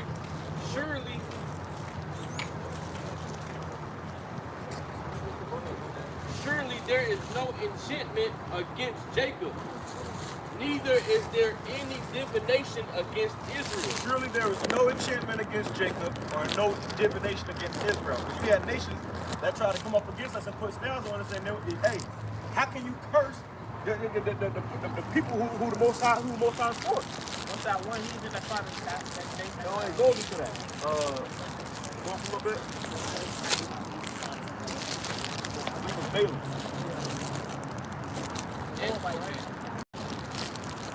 And Balaam, Numbers 23 and 1. And Balaam said unto Balak, build me here 7 altars, and prepare me here 7 oxen and 7 rams. And Balak did as Balaam had spoken, and Balaam offered on every altar a bullock and a ram. And Balaam said unto Balak, stand by thy burnt offering, and I will go pre-adventure. The Lord will come to meet me, and whatsoever he shows me, I will tell thee. And he went to a high place, and Yahweh met Balaam, and he said unto him, I have prepared 7 altars, and I have offered upon every altar a bullock and a ram. And the Lord put a word in Balaam's mouth, and said, return unto Balak, and thus thou shalt speak. And he returned unto him and said, and lo, he stood by his burnt sacrifice, he and all the princes of Moab, and he took up his parable and said, so this is the people of Moab, man. You know, the princes of Moab and the Chinese. They were trying to put a curse up against Israel, but it didn't work. Which the Chinese and the Japanese come from Lot. You see? His daughters, you know, he didn't have sex with his daughters, had sex with him while he was drunk. And then he came out with the Chinese and the Japanese, which is Ammon and Moab. All right? Chinese is Moab and Ammon is the Japanese. That's why they got them cheeky ass eyes, because that's a birth defect. All right? They were created out of incest, quite frankly. That's where them people come from. So that's when we talk about but they're not Israelites. Go ahead. And he took up his parable that has brought me from Aram, out of the mountains of the east, saying, come curse me, Jacob, and come defy Israel. Right. So he said, we're trying to put a curse upon Israel. Go ahead. How shall I curse whom God hath not cursed? Well, I said, how shall I curse whom God has not cursed? So if you're trying to curse us and put a spell upon us, how can you curse us if God have not cursed us, man? Right. If the Lord be with us. Scripture says, if God be for us, who can be against us? Let me grab that. God before us, who can be against us? Somebody holding that Job? Yeah, I got it right here. All right, go ahead.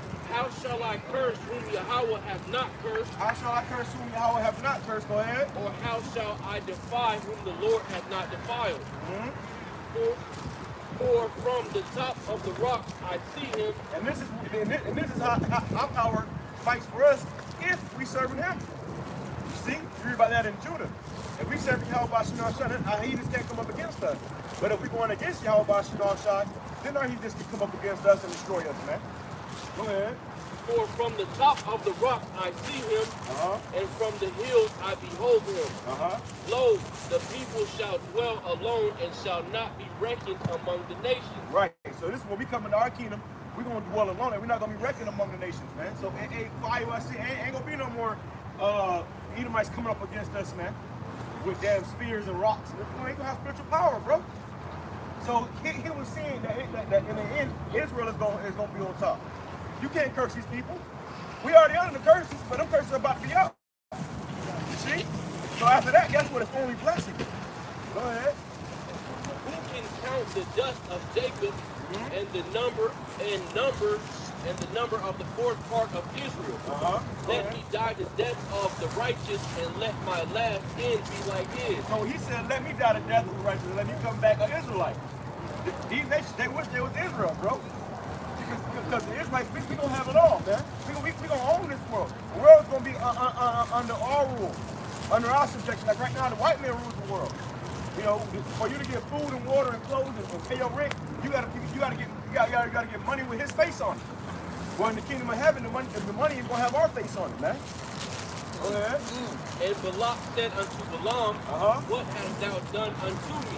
Right. Go ahead. I took thee to curse mine enemies, and behold, thou hast blessed them altogether. Right, because it's Israel. You can't curse Israel. You only gonna bless Israel. You see? People said you can do nothing. You can do nothing against the truth. So if it's the truth that Yahweh knows judgment for people, you're gonna live as people. You can't do nothing against that, man. But for the truth. Go ahead. And he answered and said, must I not take heed to speak that which the Lord hath put in my mouth? And Balak said unto him, come, I pray thee with me unto another place, from whence thou mayest see them. Right. Thou shalt see but the utmost part of them, and shalt not see them all, and curse me them from thence. And he brought him into the field of Zophim to the top of Pisgah, and built 7 altars, and offered a bullock and a ram on every altar. And he said unto Balak, stand here by thy burnt offering while I meet the Lord yonder. Go ahead. And the Lord met Balaam and put a word in his mouth and said, go again unto Balak and say thus. And when he came to him, behold, he stood by his burnt offering, and the prince of Moab with him. And Balak said unto him, what hath the Lord spoken? Go ahead. And he took up his parable and said, rise up, Balak, and hear. Hearken unto me, thou son of Zippor.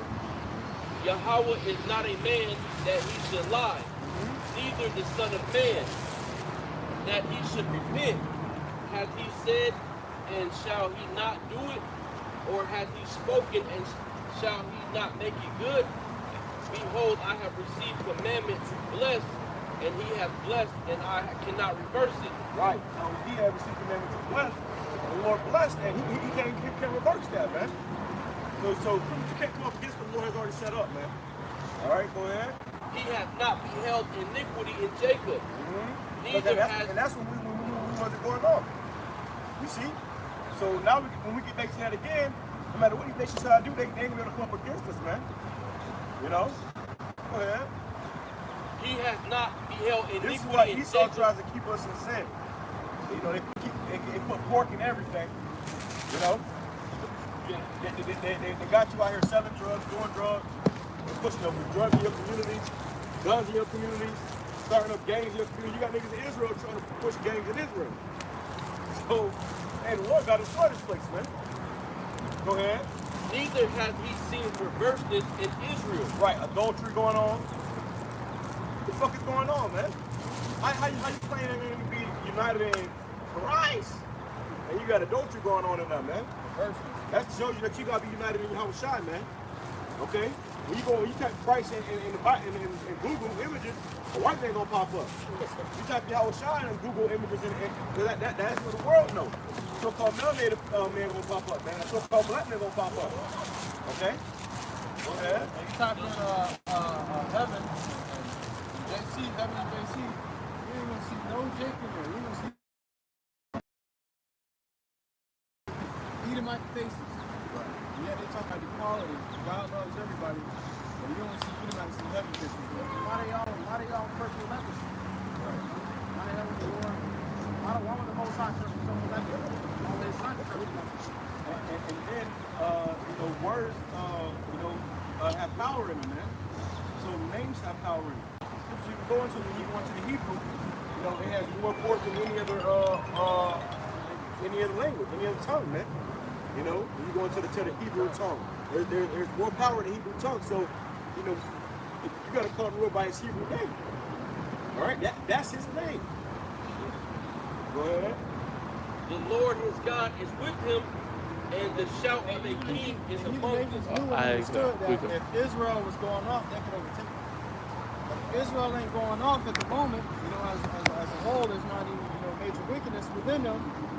Guess what? They can't really overcome that people. Right. And that's what they were realizing. Like, yo, these people are good with their Lord right now. It's not going to prevail. Any plans we strategize against them is not going to prevail. Right. The Lord is there to defend them, man. Right, man.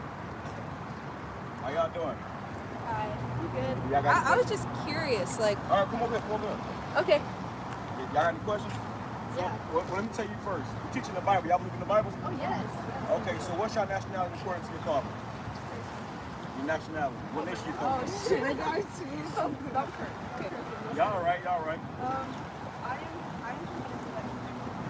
Ecuador. Ecuadorian? And Venezuela. Yeah, so your father's father is Venezuelan or Ecuadorian? Venezuelan? And what about you? Well, my mom's Dominican and my dad's from El Salvador? Okay. So what would it be on this side, brother? somewhere in the Caribbean. Essentially. Right. So you got Argentina to Chile, Naphtali. So who is that? Which one said you from? Okay, so you'll be more likely from the tribe of Naphtali, which this right here is about the Bible, right? So the Bible is about the 12 tribes of Israel. All right, that's God's chosen people. God don't care about nobody else on the face of the earth but these people. All right, which just happens to be the so-called Negroes, Hispanics, and Indians. Oh, they got Dominican on there. Dominicans on there, right? Dominicans, Haitians, Negroes, Mexicans, Puerto Ricans, Cubans, Mexicans. We are all God's chosen people, but this is what a white man calls us, right? Yeah, right. But God calls us Judah, Benjamin, Levi, Simeon. Okay? So we are God's chosen people. So coming back to the Lord, because see, the Lord's about to destroy America. Who got that sign? The Lord's about to destroy America. You see what's going on with Russia, Ukraine, Iran, and Israel, and Palestine? That's going to lead up to America being destroyed because America's funding Israel. And when America funding Israel, then they start getting mad at America and they're going to burn America with nuclear missiles. That's the lake of fire. America's going to be engulfed in flames. And y'all don't want no part of that. So you got to come back to your power so when you can be saved. That's what it means to be saved from that right there. Go ahead. It says, this is a book Start from the top. This is a book of Deuteronomy, chapter 7, verse 6. It says, for thou art an holy people unto the Lord thy power. So this is the Bible, right? And the Lord said we are an holy. He's talking about these people, Israelites. We are an holy people, which holy means separate. We ain't like everybody else. If they do, they can do certain stuff that we can't do because it'll be a disrespect to our God, right? You know when we say this is our God, right? Which the Lord, according to the Bible, is the so-called black man. Y'all understand that, right? Yes. Okay, because when we go into Revelation, it says how he had white woolly hair and skin as brown as the burnt in the furnace. So the Lord was a black man, and the whole world knew that. Russia, Putin just came out and said that. They got old ancient artifacts of the so-called black judges of the earth, the prophets. Right. So go ahead. He's speaking to us. Go ahead. For thou art an holy people unto the Lord thy God. Right. Thy Lord thy God have chosen thee to be a special people. He chose us to be a special people. So we to the Most High, we are special. We ain't like everybody else. So we got to carry ourselves the same way. You see? Go ahead. Now, when you said you was a Christian. The Christians speak these kind of the Christians, speak along these lines for the most part, but at the same time they don't fully understand the whole Bible. They think that God comes to save everybody, and that's not in the Bible. We'll prove that real quick. Finish that up. Right here, you're going to talk about The book of John, chapter 17 and verse 9. It says, this is the Lord speaking. I pray for them. I pray not for the world, but for them which thou hast given me, for they are thine. So we're saying it's not praying for the world, this is the Lord's people. You're not praying for the world, but you're just praying for those that the Lord has given. Okay, go ahead. You good? So those are his people. You know what I'm saying? This is the book of Joel, 2 and verse 27. And ye shall know that I am in the midst of Israel. He's in the midst of Israel, but everybody's saying, oh, it's for the world. Christianity says, oh, it's for the world. Anybody can be saved. When you look up pictures of heaven, you only see white people in heaven. You ain't gonna see no Venezuelan people, no Cuban people, no black people in those pictures. You look up Jesus Christ, which is his name translated. You can't translate names. You know, if you're named, my name was named Joe from birth, you're not gonna translate my name and call me. I'm calling you fucking Johnny from down the street. My name's Joe. I'm not gonna turn around and listen because you call me Johnny. The Lord's name isn't Jesus Christ. And I keep putting the ice pack and keep zooming in. That's why I took it. Because in Hebrew, today it's called Yiddish Hebrew. It's English and Greek mixed in with Hebrew. And ye shall know that I am in the midst of Israel, and that I am the Lord your God and none else. I'm the Lord your God and none else. So he's talking about Israel. He's talking about these nations. You got Israel right here. This is the chart with the children, you know, the different nations on it. So this right here. That's all one nation of people, which is called Israel. In Hebrew, it's called Yasharal. You got it.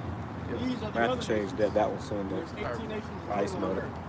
So he's saying for all these other people, these all coming out of you. For all these other people, he said they are nothing. It says, but be like unto spittle. But be like unto spittle, which is spit. So if I spit on the floor, I don't really care about the spit, and I just spit on the floor. That's how God, most how God feel about these other nations. He said, be like unto spittle. So like he said, you spit. That's how God feel about everybody else. You don't really care about it. You know, you spit, you disregard that. You ain't looking at it. You ain't going to dig it back up, dig it out of the motor. You know. Right, exactly. And that's how the most high God feels like. Because he created them, but he created them to serve us, really. But now on the face of earth, what happened? We serving them. You gonna get a job, you making some white man rich in his family. You know? And you get minimum wage. That's all of us. We all get minimum wage, we all at the bottom. You know? So right now we're serving them, but they were created to serve us. Slavery, they have us, we was part of bondage. We have to go through certain things, and they had made us do certain things where we couldn't find the actual knowledge. We couldn't read. We couldn't find out what we get put to death for reading. You know, exactly. So it's like, it showed you who was in power then, and even now, you can see that they're in power. You know, but now, it's about to translate, you know, because that power is in them. That happened to our people, right? Hispanics, Venezuelans, Dominicans. You went on slave ships too. This was prophesied to happen in the Bible. All these things that we're telling you is in the Bible. Right. It says it has life. We all went into slavery on slave ships. When the white man came to this land, he conquered this land and he destroyed the Native Indians, right? Took their land. And 100 years later, he came and got the so-called Negroes from the west of Africa, brought us over here to serve this land. So we all was on the slave ship at one point in time or another. We was getting transferred. That's how, you know, you had that's how the Spanish know Spanish. You know, if you go to Hispanic, right? And Hispanic means property of what? Spain. So you was property of Spain. You had slave masters, and the Spaniards were the so-called white men. You see? So they taught us English. They taught y'all Spanish. You see? She knows more Spanish than me. Okay. Well, yeah. Well, that's where you learned it from. Our real language is Hebrew. See, when the Lord come back, we go back to our true heritage, our true customs, and that's Hebrew. What's up? I have a question. Yeah. So, do you specify yourself with a certain religion? So really, you know, technically we don't really believe in religion, Right. but because the Hebrew Israelite thing, that's our heritage, it's our culture. You see, now the Bible isn't a religious book; it's a history book. Y'all see that looking in the Bible, right? That's all we teach you out the Bible. So the Bible is our history book. We go into the Bible, it's about our people. You see, so people use that as a religious book, but really it's just a history book. And our faith is in that book because it's all about our Lord. He told you that was our God. You see? One-on-one relationship. Right. And that's bigger than religion. This is not something we just do on Sunday. This is a lifestyle. It's a lifestyle. It's called the truth. Right. And it's called the truth. This is called the truth because everything else is a lie. Christianity is a lie. Islam is a lie. Judaism, Buddhism, all these things are lies. And they all took, you know how you make a good song, and other people try to remix that song, but it's nothing like the original. The original, everybody had to remix it because it was the original. So these religions, they try to remix the truth to fit themselves. It's crazy. And they lied to the world. The people over there that call themselves Jewish, they're not the true Israelites. They're not Israelites, right? Even that was prophesied about. What's crazy is well, hold on, we touch on that point because Jewish, if you say childish, what does that mean? Does that mean if you're a child? It makes you acting like a child, right? So if you say you're Jewish, that means you're not a real Jew, you acting like a Jew. Because the word Jew derives from the word Judah. On this sign right here, you got Judah, right? Judah is the so-called American Negro. So the so-called black men are the real Jews. But you got people in that land out there, imposters, that say that they're Jews. You see? So going into that, we are the real people. And everybody's trying to be us. They told you that you was Hispanic, probably of Spain. What if you was black or colored? You know, because they don't have no meaning. You see? But then when we come back to who we truly are according to the Bible, the children of Israel, from what our respective tribes, then it all of a sudden has meaning. This is why they try to stop the truth. What you about to say? After slavery, they would have it where they would put up a slave that knew how to read a little, and they would have them teach what they want them to teach. Right. The slave guy. Well, they have them teach them, to be able to obey slave masters and do all these things because slaves were revolted. So they didn't know what else to do, and our numbers was getting large because we kept having papers. So they was like, okay, they starting to get bigger in number, and they starting to revolt. We got to teach them that they got to continue to obey us. Right. And even now in today's time, you got that, where our slave masters are teaching us the Bible nowadays. Well, that's how you got Christianity. It was to pacify us.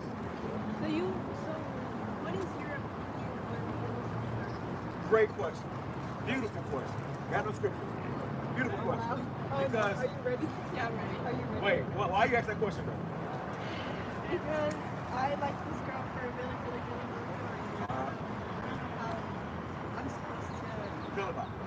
Yeah. All right. So have you ever been with a girl before? No, I mean, no. Okay. So first of all, the reason why you feel like that is because that's the spirit that's been pushing the earth. The spirit of homosexuality has been pushing the earth like no time, like no tomorrow. By the devil. He's pushing that because he wants you to really, to be quite frank, when you're going to show you the scriptures, homosexuality is a sin. It's an abomination to God. To do that, it's not when the Lord created things. God created man and a woman to what? Bring forth life. When a man and a woman get together, they bring forth life. That's the natural way of life. When a woman and a woman or a man and a man gets together, they bring forth what? Yeah, because you have something called GRID, right? It's called gay-related immune disease. This is the old term. Now it's known as HIV, which turns into AIDS. Because when you are going to commit a particular sin, Scripture says the wages of sin is death. They don't tell you this part. Like right now, it's supposed to be a Pride Month, right? According to the first is Pride Month. They don't tell you that living in that pride goes for destruction. Somebody grab that. Pride goes for destruction. Or hate pride. And then who got that? Go ahead. It's the book of Leviticus, chapter 18 and verse 20. So this is how the Most High God feels about it. Because we can say how we feel about it all day long, but what matters more than anything is how the Most High God feels about it. All right, and that's what you make sure the decision on. So yeah, but that's what they do in Christianity. They get opinion and say how much you are. But the Lord in the Bible, He tells you you got to be a certain way for you to be accepted by Him. Right. We're not going to tell you how we feel about it. It doesn't matter how we feel about it. It's the fact. So it's written down in the book how the Lord feels about it. That matters. Right. And let me say this too, because we showed you, turn that sound around again, that America's going to be destroyed. This is going to happen in our lifetime. We were just talking about Talk about what? Nukes? We were talking about how Jesus In our lifetime, right. When he comes back, I didn't think so. you don't think so? I didn't think that he was going to come back in our lifetime. And we all thought that. Look, listen, I thought that since when I was young, because we all think it was like, no, not a lifetime. And it gives you that cushion, right? Like a million years. Well, here we are, 2024, and 2024. So that was happening over and over again, generations. But now we're in a time where the Lord's coming back soon. We don't know if He comes back this year, next year. But we know about, concerned about the prophecies, it's getting close. Everybody's talking about World War III. So it's going to happen, and y'all are young. So it's going to happen in your lifetime. All right, and when this does happen, you don't want to get, when the Lord comes, World War III is going to start, and nations are going to send nukes over here. So this is gonna be fire. America's gonna be on fire. If there's World War III, then yes. Yeah. World War III, he's coming. Hold on. Give us a little more time. Wait, what time is your mom? 6, 5:47. All right, well look, you're okay. But well, hear this real quick. Go ahead. In Leviticus chapter 18 and verse 22, thou shalt not lie with mankind as with womankind. It is an abomination. So a man can't lie with another man as he would lie with a woman because that's an abomination.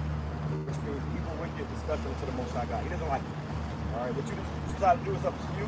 But at the end of the day, we're going to tell you that if you don't, if you was going down that route, you said you've been there before, right? But if you was going down that route, there's a punishment for that sin. You women were created to be with a man. That's the way God created you. You know, you may not feel like that right now, but eventually you will. The best thing y'all can do is get with a man, predominantly a man of the Lord. I got that. Everybody else, listen, everybody else is gonna die here. Get with a man of the Lord and get in order to that man. And your main goal as a woman is to bear children. You can't bear children with another woman. You can't bring forth life. See, so that's what we're given. That's why you have a uterus. That's what you're created for, to be a woman. But hey, we on YouTube, Coffee and Skin Babylon. You can always look us up online. We're gonna be on YouTube. Yeah, y'all on YouTube right now. It's live. Oh shit. Yeah. Oh shit. You good. But you can look us up, subscribe to the channel, Coffee and Skin Babylon. But hey, you got your answer. You know, so any other questions y'all got, we more free to ask. We out here every Saturday, so you know, ask any questions, but make sure y'all pray about it. Yeah, right. Pray about it. The time is short. The name of the Lord is Yahweh Shai. Right. Not Jesus Christ. Yahweh Shai. The Most High, the Father is Yahweh. Thank you for all of this. No problem. Hey, that's what we're here for.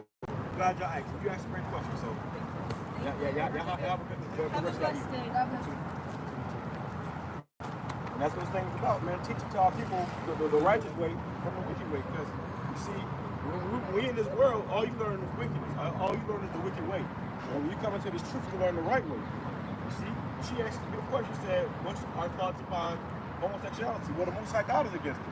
And if God is against it, then we against it. David said, you gotta hate all that music. Right. But that's because Esau pushing that spirit in the earth, man.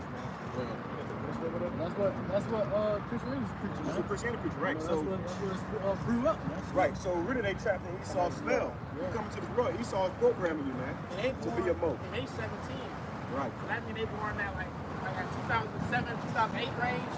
When Obama came into office in 2008, he started pushing that, that homosexuality agenda heavy. So they really grew up thinking that's okay. And his wife was a man.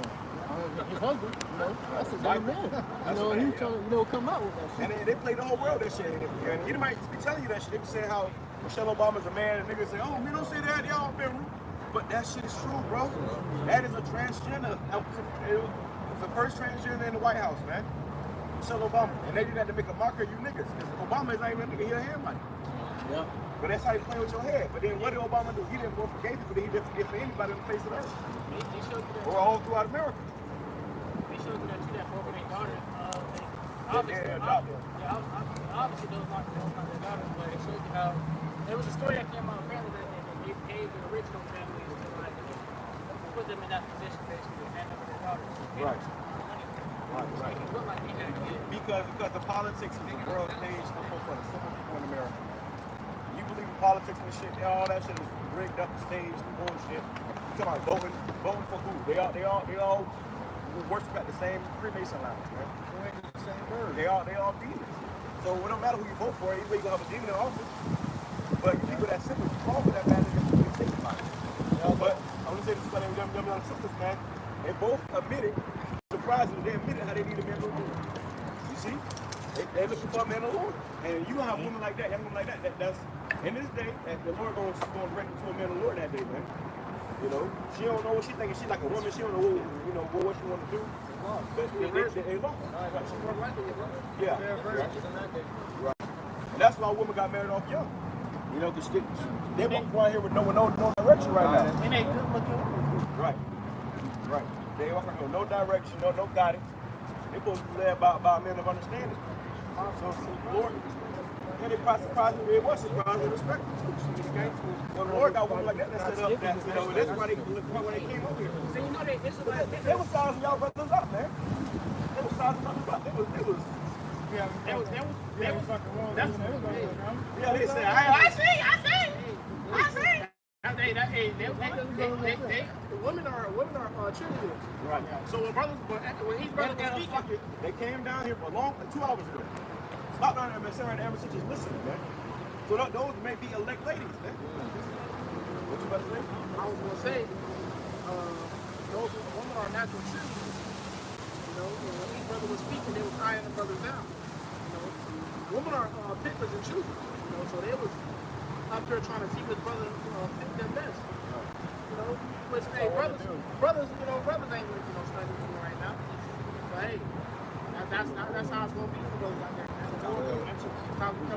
I see that 400 guys there 400. When they come up here and they was really already good. You know? So we come into a time where when the Lord restored this place, you have young women like that to come up and they won't be, you know, when they right mind respectful, you know, low body counts if anybody's at all.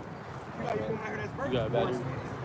Got hid some rough before the brothers put them in the Lord. They're gonna say they're looking for a man of the Lord. and really their spirits are with them. They asked questions about real life stuff that they was going through. Like the girl, she had thoughts to be with another woman. She was told otherwise. You know, and she agreed. She understood why. She said, I didn't know if that was wrong or not. Right. You know, because her spirit was wrong. And her spirit told her it was wrong, but she came up and she got the Society told her it was right. And that's why she said she was going to Christianity. She just started going to Christianity because she trying to get her from them damn demons. And them demons will flag your ass. That's why the truth out here, man. The Lord said man's going to the Lord. The Lord had to come out here to hear his word, so they may think twice. And then when that day comes, one of you brothers might have about one of them sisters, man. And they're going to clean to you brothers. Now they're 17 right now, but they really they're women according to the Bible. When according to the side, they're still young girl. But her birthday's next month, she'll be a legal woman. You see? So they're gonna clean to you brothers, and then guess what? Boom. And they're gonna see you women. All you gotta know is how to be a woman, man. Be a woman, you know, learn how to cook, clean, you know. Right. The ways of old. And then the brother is gonna be seeking to put a baby in your ass, man. Yeah, because what we experience with these women now is a new thing in the earth. Right. The Lord said the Lord has done the scripture say the Lord has done a new thing in the earth. Women shall surpass a man. Now you got these women in completely different spirits, acting like niggas being independent, okay?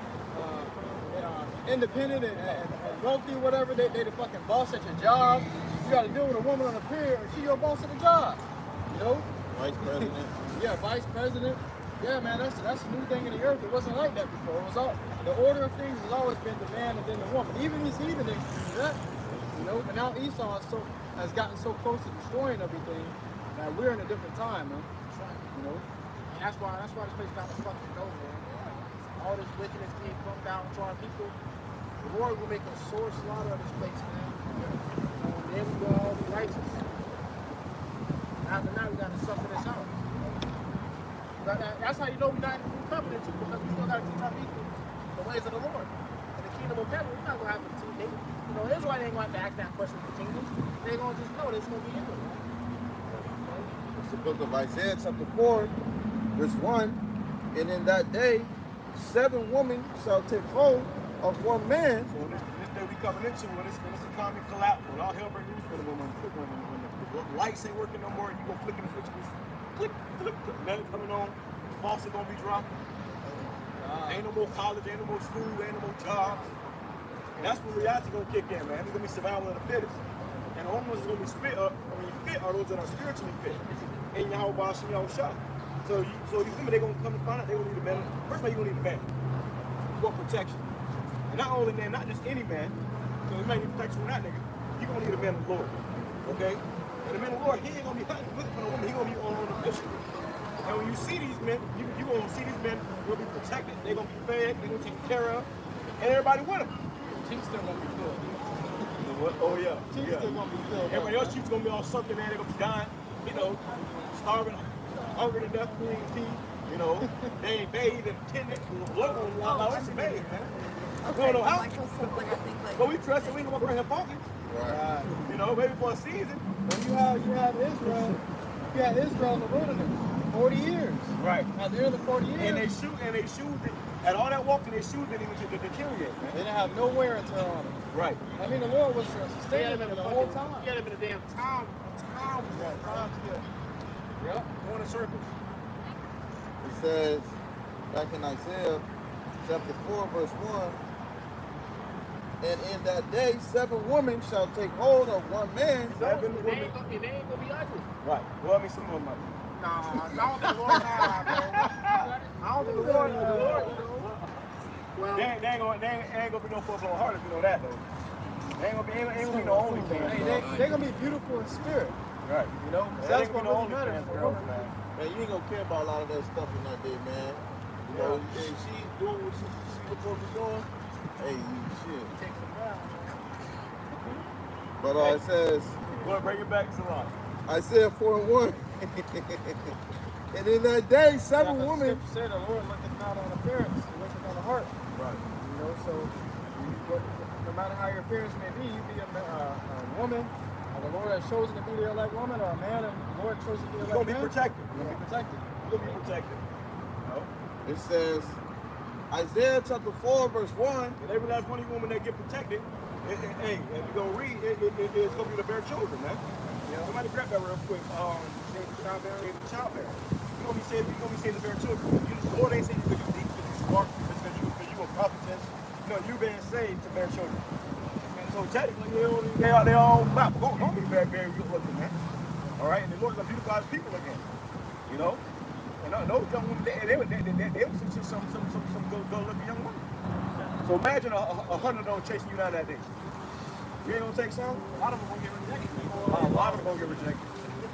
A lot of them gonna get rejected. Especially if you were a damn, carpet muncher. Get rejected. well, the Lord will put the spirit on brothers to know which one to pick and choose. Right. You don't be able to see the heart on their lips. You know, brother, the Lord gonna let brothers know, like, nah, this ain't the one, brother. Yeah, it's the one.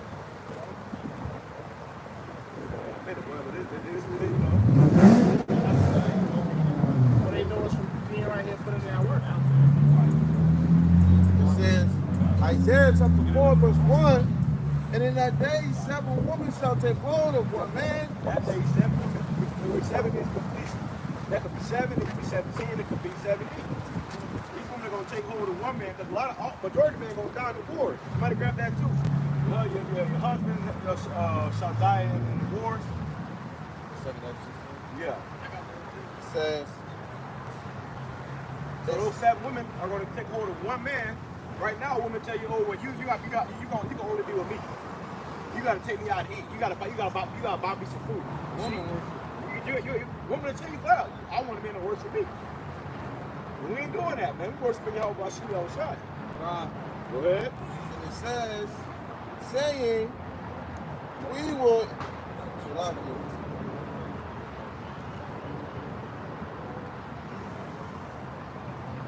It says, saying, we will eat our own bread and wear our own apparel. Only let us be called by thy name. They're going to figure out how they're going to eat. They're going to figure out what they're going to wear. But only let us be called by thy name. And how does a woman get a man's name? Through marriage. Marriage. Through marriage, and sex is marriage. There ain't gonna be no wedding in that day. You're gonna have a ceremony. You're gonna walk down the street, jump up with a broom and throw some right with your all. He's the anyway. Nah, man. You gonna crack her, and that's your wife, man. That's your woman now, man. She belongs to you. That's why hey, the movie Bushwick. You come in that movie, he came in that room, that girl was, the sister, she was high as hell. But then she realized when she sobered up and realized that America was being destroyed, what's the first thing she did? She put a coochie in that man's face. It's a pussycat. She revolted back to her nature, man. What she was created for, to be a woman. So that was her way of believing. See? Go ahead. It says to take away our reproach. Take away your reproach, and you have a reproach here, man. If you don't have a man, you have a reproach. If you're not having children, that's a reproach unto you. Okay. So when all hell breaks loose in here, what's the first thing a man asks him whenever he see a woman, man? Or maybe the second thing. got a man. You got a man. Look what? Hey, that's what you was created for, to be with a man. Yeah. So if you don't have a man, you have a reproach. And a woman that don't have a man in that day, you will be taken advantage of. So you're going to need a man. Every woman is going to need a man. You can't walk around on those short ass dresses and no drawers on think you're going to need a man. That's why these women be putting on makeup and getting all dressed up and hitting the gym and shit so they can look good and find us men. Right. They can attract the quality of men. Right, the best men. The best men are the Israelite men. The elect Israelite men. The spiritual men. You see? That's the highest, like the brother said, highest value. That's how you value men. It don't matter because your wealth in that day, you know, your wealth isn't going to depict on how highly valued you are. Right. The wealth in that day is going to be the wisdom and understanding of how about you now. Who is protected by the Lord and who isn't? Right. That's going to determine who the highest value man is. Who got the hedge? Who got the food? Who got the water? Who got the Lord? Well, it's said that, hey, the Lord's not going to be like, you know, go with, what is it? How to go? That's Isaiah 32. How to go? No, that's Isaiah 13. You know, grab that too. Let's grab it on that last piece. That was it on that note? It's the book of 1 Timothy chapter 2 and verse 15. Notwithstanding, she shall be saved in childbearing. She shall be saved in childbearing. You're going to be saved to bear children, man. Oh, that's true. You know? So women that say, well, I ain't having no kids, that's what you was created for, man. But really, you got women that's not having kids now to save them for a men of the Lord. You see? So you was created to bear forth children. So the only way you go into the kingdom of heaven is barefoot and fucking pregnant, man. Okay, that's how you go into the kingdom of heaven. Barefoot and pregnant. A lot of brothers don't have women right now. They, you know, you got that fire and desire on you. Yeah, right. You know, the Lord ain't give you that woman that you desire, but the Lord will give you a woman in that day, man. Right. Shit. And they're gonna be fine after. They're gonna be fine. And some of us don't have women because of our walks. That's required of us right now. And the Lord may need you to focus on a certain thing, right? So you don't have a woman out. Well, Apostle Paul said, "I'd rather you be as I am." See, he wasn't worried about the woman; he was worried about doing the work of the Lord. Some men can't handle it. Right. Some men get a woman and forget about the truth. Forget about the Lord. You do forget your first love. Yeah. Now I became more, oh brother, but my girl, my wife. I might stumble, but can we just do this at home? Y'all do this on my couch? Woman that went on my lap. Especially the Lord gave you these IG models. Yeah, these fine ass. Yeah, that's it. Man, that nigga fall out so quick. Right. That's how the Lord eat. You know, nigga lose his mind. And the Lord don't give you no 10, man. Right. Because it's going to destroy you. He'll destroy you, man. He's 7, 8. Right. Yeah. Be happy with that, nigga. Be happy with that, nigga. Be happy with that, man. But right now, when that time comes, as you read, Isaiah 4 women, we gonna have all the women, bro, and we can have access. Well, my woman had a dream actually that she seen me, and I had like 70 women. And they always feeling you looking out there. Shit! Well, that's the time we're coming into. That's crazy because my woman had a similar dream. Right. I was talking and they gonna see it. They gonna see us go from fucking rags to fucking riches, man. Right. From slave pits to kingdom houses, man. Okay? Because if they be saved with it, they don't see us on the other side too. So this thing I met when he was struggling, he was down out, and he was fucked up. And we gonna make sure they straight, because they held us down. Hey, Ezekiel 33 and 33. And they gonna know there's been a prophet among them. Then the woman gonna say, damn, I'm doing a prophet. Right. Well, she ain't understanding that. And that's if they don't buck up and be like Lot's wife in that day. Become an enemy. Which most of them will. But that's cool anyway. That's cool anyways, because then we're gonna have 7 women. Go ahead. So you were created for childbearing, to bear forth children. You can't tell us, oh, I want no children. If I want children, you're going to have children. I'm creating a compromise. Right, you want to create a compromise. Any woman in their right mind, they want children. That's why these girls back here getting popped at a young age. Because that's what they're created to bear forth children. And the younger a young woman has children, the more healthy the children they're going to be. Yeah. The more eggs she has, the more children she can have, the more she has children. So this whole shit about women gotta be 40 years old before she have children. Listen, you hit 30 and you lost 95% of your eggs. Dried up. It's drying up. And your womb loses strength. And you're hitting the wall. Body loses strength. The way the baby gonna get fed and nutrition. Yeah. Then the baby comes out weaker or not as strong. And also, you got women that die and giving birth. So you trying to wait to 50 years old to have a baby. You know? Yeah, it takes a lot of power to bring forth a child. Push forth the life out of your body. And also, it was a blessing for a woman to bear children in the ancient world. Right. You know, damn, sometimes. Well, right now it hurts to bear children, but in the kingdom of heaven it's gonna be painless. Go ahead. It's like the animals. Right. It's like taking a dump. You know, it's like dropping our baby. That's why we say in the kingdom of heaven, you women are gonna be barefoot and pregnant. Every woman that we have is gonna get pregnant, bro. There's gonna be problems, they're gonna get pregnant. Ain't gonna be no more condoms, no more contraceptives, none of that, man. We're gonna have many wives, man. The Israelites may gonna have thousands of women. You see, we're gonna be the kings on the earth. There ain't gonna be no woman jealous of another woman no more, bro. Right. That shit is done. Go ahead. If they continue in faith and charity and holiness with sobriety, If they continue in faith, charity, and holiness with sobriety. yeah. If, big if. That's most of you won't. But if you do, you're gonna be saved in childbearing. You're gonna be saved bearing children. Okay? And the reason why you're gonna be saved in childbearing because the majority of the population is gonna be destroyed face of the earth. So you're gonna be saved to bring back the Israelites, man. Bring in more Israelites. 2/3 that die, they're gonna come back to our women. No longer will we be the elect. They're gonna come back to our women, and then you're gonna have many women, many wives, many children. So you women are being saved to repopulate the earth. That's why, you know, they be young and with a fire in their hands, and they be ready to come off the porch. That's why women came here, they was looking at all the brothers up here, they said, they looking for a man of the Lord. We approaching that time very, very soon. Right. And we ain't go to them, they came to us. That was a spiritual sign for the whole Bashim Yosef coming into where we ain't gonna be chasing women like nowadays men chase women. Yeah, by the time we come to, women are gonna chase us. We gonna be like Chick Skylar off Chick and Shrimp. Yeah, the godparents, man. Yeah, that celebrity Chip Skylar, where everywhere he went, he had a dozens of just chasing him down, breaking down doors hits. That's how they feel like for you brothers, man. Every time was just blank. It was like, man. Right. That's how we feel the Lord. So they said we should take over the man. So that's talking about. And those women were ready to plead.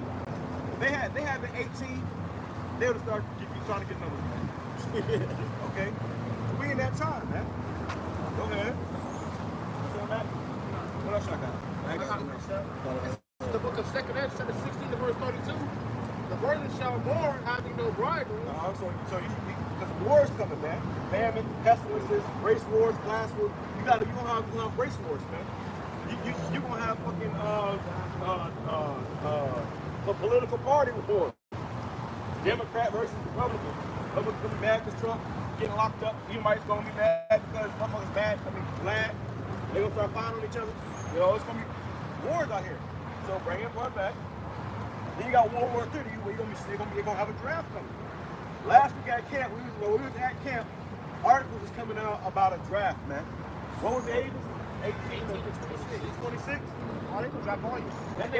But at first they're going for you young Jakes first, man. Y'all brothers just graduated, man. See? Damn. They come to get your ass right at graduation. Like, then they said, You thought you was going to get a job? Nah, nigga. You going to fuck your country. they said a woman too. But y'all say hell no, man. Said a woman too. Yeah. Damn. They said because of all-time low of army recruitment, they finna put you women in that And you too. got a bunch of trainees in that too. So you're going over there to die with the wicked, man. Right. It says, the virgin shall mourn having no bridegroom. The woman shall mourn having no husband. Virgins shall mourn having no bridegrooms, and a woman shall mourn having no husbands. So, hey, the virgins are young women of marriageable age. Those were virgins right there. Whether they were physical virgins, but they were young women of marriageable age. And they go mourn having no husbands. And that woman, I said, need a minute. I know! I'm trying like fucking fast. She out here in a miniskirt. And they look good. They look good. So the Lord may not have them get any luck now for them to get that luck later. The Lord will preserve you for a man of the Lord. See, the other girl said she thinking about getting a damn woman. She ain't such a damn girl right now, man. And women, when they're young like that, their hormones get going. Yeah, they heat. Right, they like Now dog. it's a drought of real men. Right. They in their farm right now. PYT. They got men that want to be women. Gangbangers. All the men getting locked up in prison. All of them They trying to be trying to be women. It says, their daughters shall mourn having no helper, and the wars shall their bridegrooms be destroyed. The wars shall their bridegrooms be destroyed. So the bridegrooms going to be destroying these wars. Whether they get drafted and they die over there overseas, or they're going to be drafted in these food riots, they're going to be these food riots and be killed, shanked in the middle of Circle K with a screwdriver. You know? Like you said they had a dream that got that on the. They had a dream that God was at the gas station, damn Tampa. Yeah. God might go try to get some gas for his family, and then he'll get gunned down right in front of his family. Oh shit! I remember Black Mirror. Black Mirror, yeah. What's that Black Mirror? Or she said, that was Black Summer. Black Summer. Yeah, she said, she was with her man, and she come on the who had a car. Please let us in, because those zombies out there. Let us in. Oh, Shirley wants some big books on her. She wants a young dick, man. Miss Carol, she's happy. She probably got a hell lot of money too. But and Black Summer, she saw that guy that had a car. She was making a girl with her man next to her. She said, please, let us in. She said, oh, so pure. You know what? So when that time comes, these women gonna be humble. They're gonna go right back down to Oscar Myers. You know, and she wouldn't do anything to get saved by that man. That's why Isaiah 41 is saying that you may take away our reproach. A woman knows what her power is in. Their power is in that funky ass buck. So you meet a man, you first thing we're trying to offer you that funky ass buck. Well, right now, you meet a woman, she'll make you buy her whatever she wants, do whatever she wants, because she know that you're gonna do it for that damn box. But in that day, we don't think about that motherfucking box. That's gonna be the last thing on our mind. that's because we understand that they are liability. Right. We're not gonna be worried about it. That's their only source of trade. If you trade money, you trade stocks, you trade whatever. But the woman's trade, their only source of trade is their bucks, man. So that's what's going to be one of the days those days, because many people are going to be stressed out. Niggas wonders in that shit. One song that said, you know, that pussy got power. Thing about Gunner. Yeah. You know, they make songs about this shit, man. You know, just telling you how it manipulates them. If you allow it to have power, look like a serpent's mouth. And that's where you get that, you know, the woman is God from, man. Niggas be sipping over that shit. You know? It goes on to say, and their husbands shall perish of famine. Hear now these things, you understand them. Your husband's gonna perish of famine. They're gonna be starving, hungry as hell. They're gonna go try to get food for the family. They ain't coming back home, man. They ain't coming back home. They're gonna go out there and get knocked over the head somewhere. Wake up 2 days later, too malnourished. If they do wake up, they're gonna be too malnourished to move. They're gonna starve to death. Lord, that's a hell of a death. That's a hell of a way to die, man. To starve to death where your body eats up from the inside out. Or you go somewhere and hide and you pass out and you can't move. It's because you start to lose nutrition. So when you have nutrition in your body, no electrolytes and like that, your body can't move, man. Your ass done for. Then even if you was to get food, you don't got the energy to swallow it. That's a horrifying, long, and painful death. Yeah, every movement of the body costs energy. Right. And the heart has to work harder to provide that energy. That car got no gas. I guess I'll be on the side of the road. And it shows that in that movie, Bird, the Forever Bird, the last thing they made, they showed America. Everywhere they go, when they showed you the map of America was in utter chaos. They said, all hell is broken loose all over America. So that's how it's going to be. Second Ezra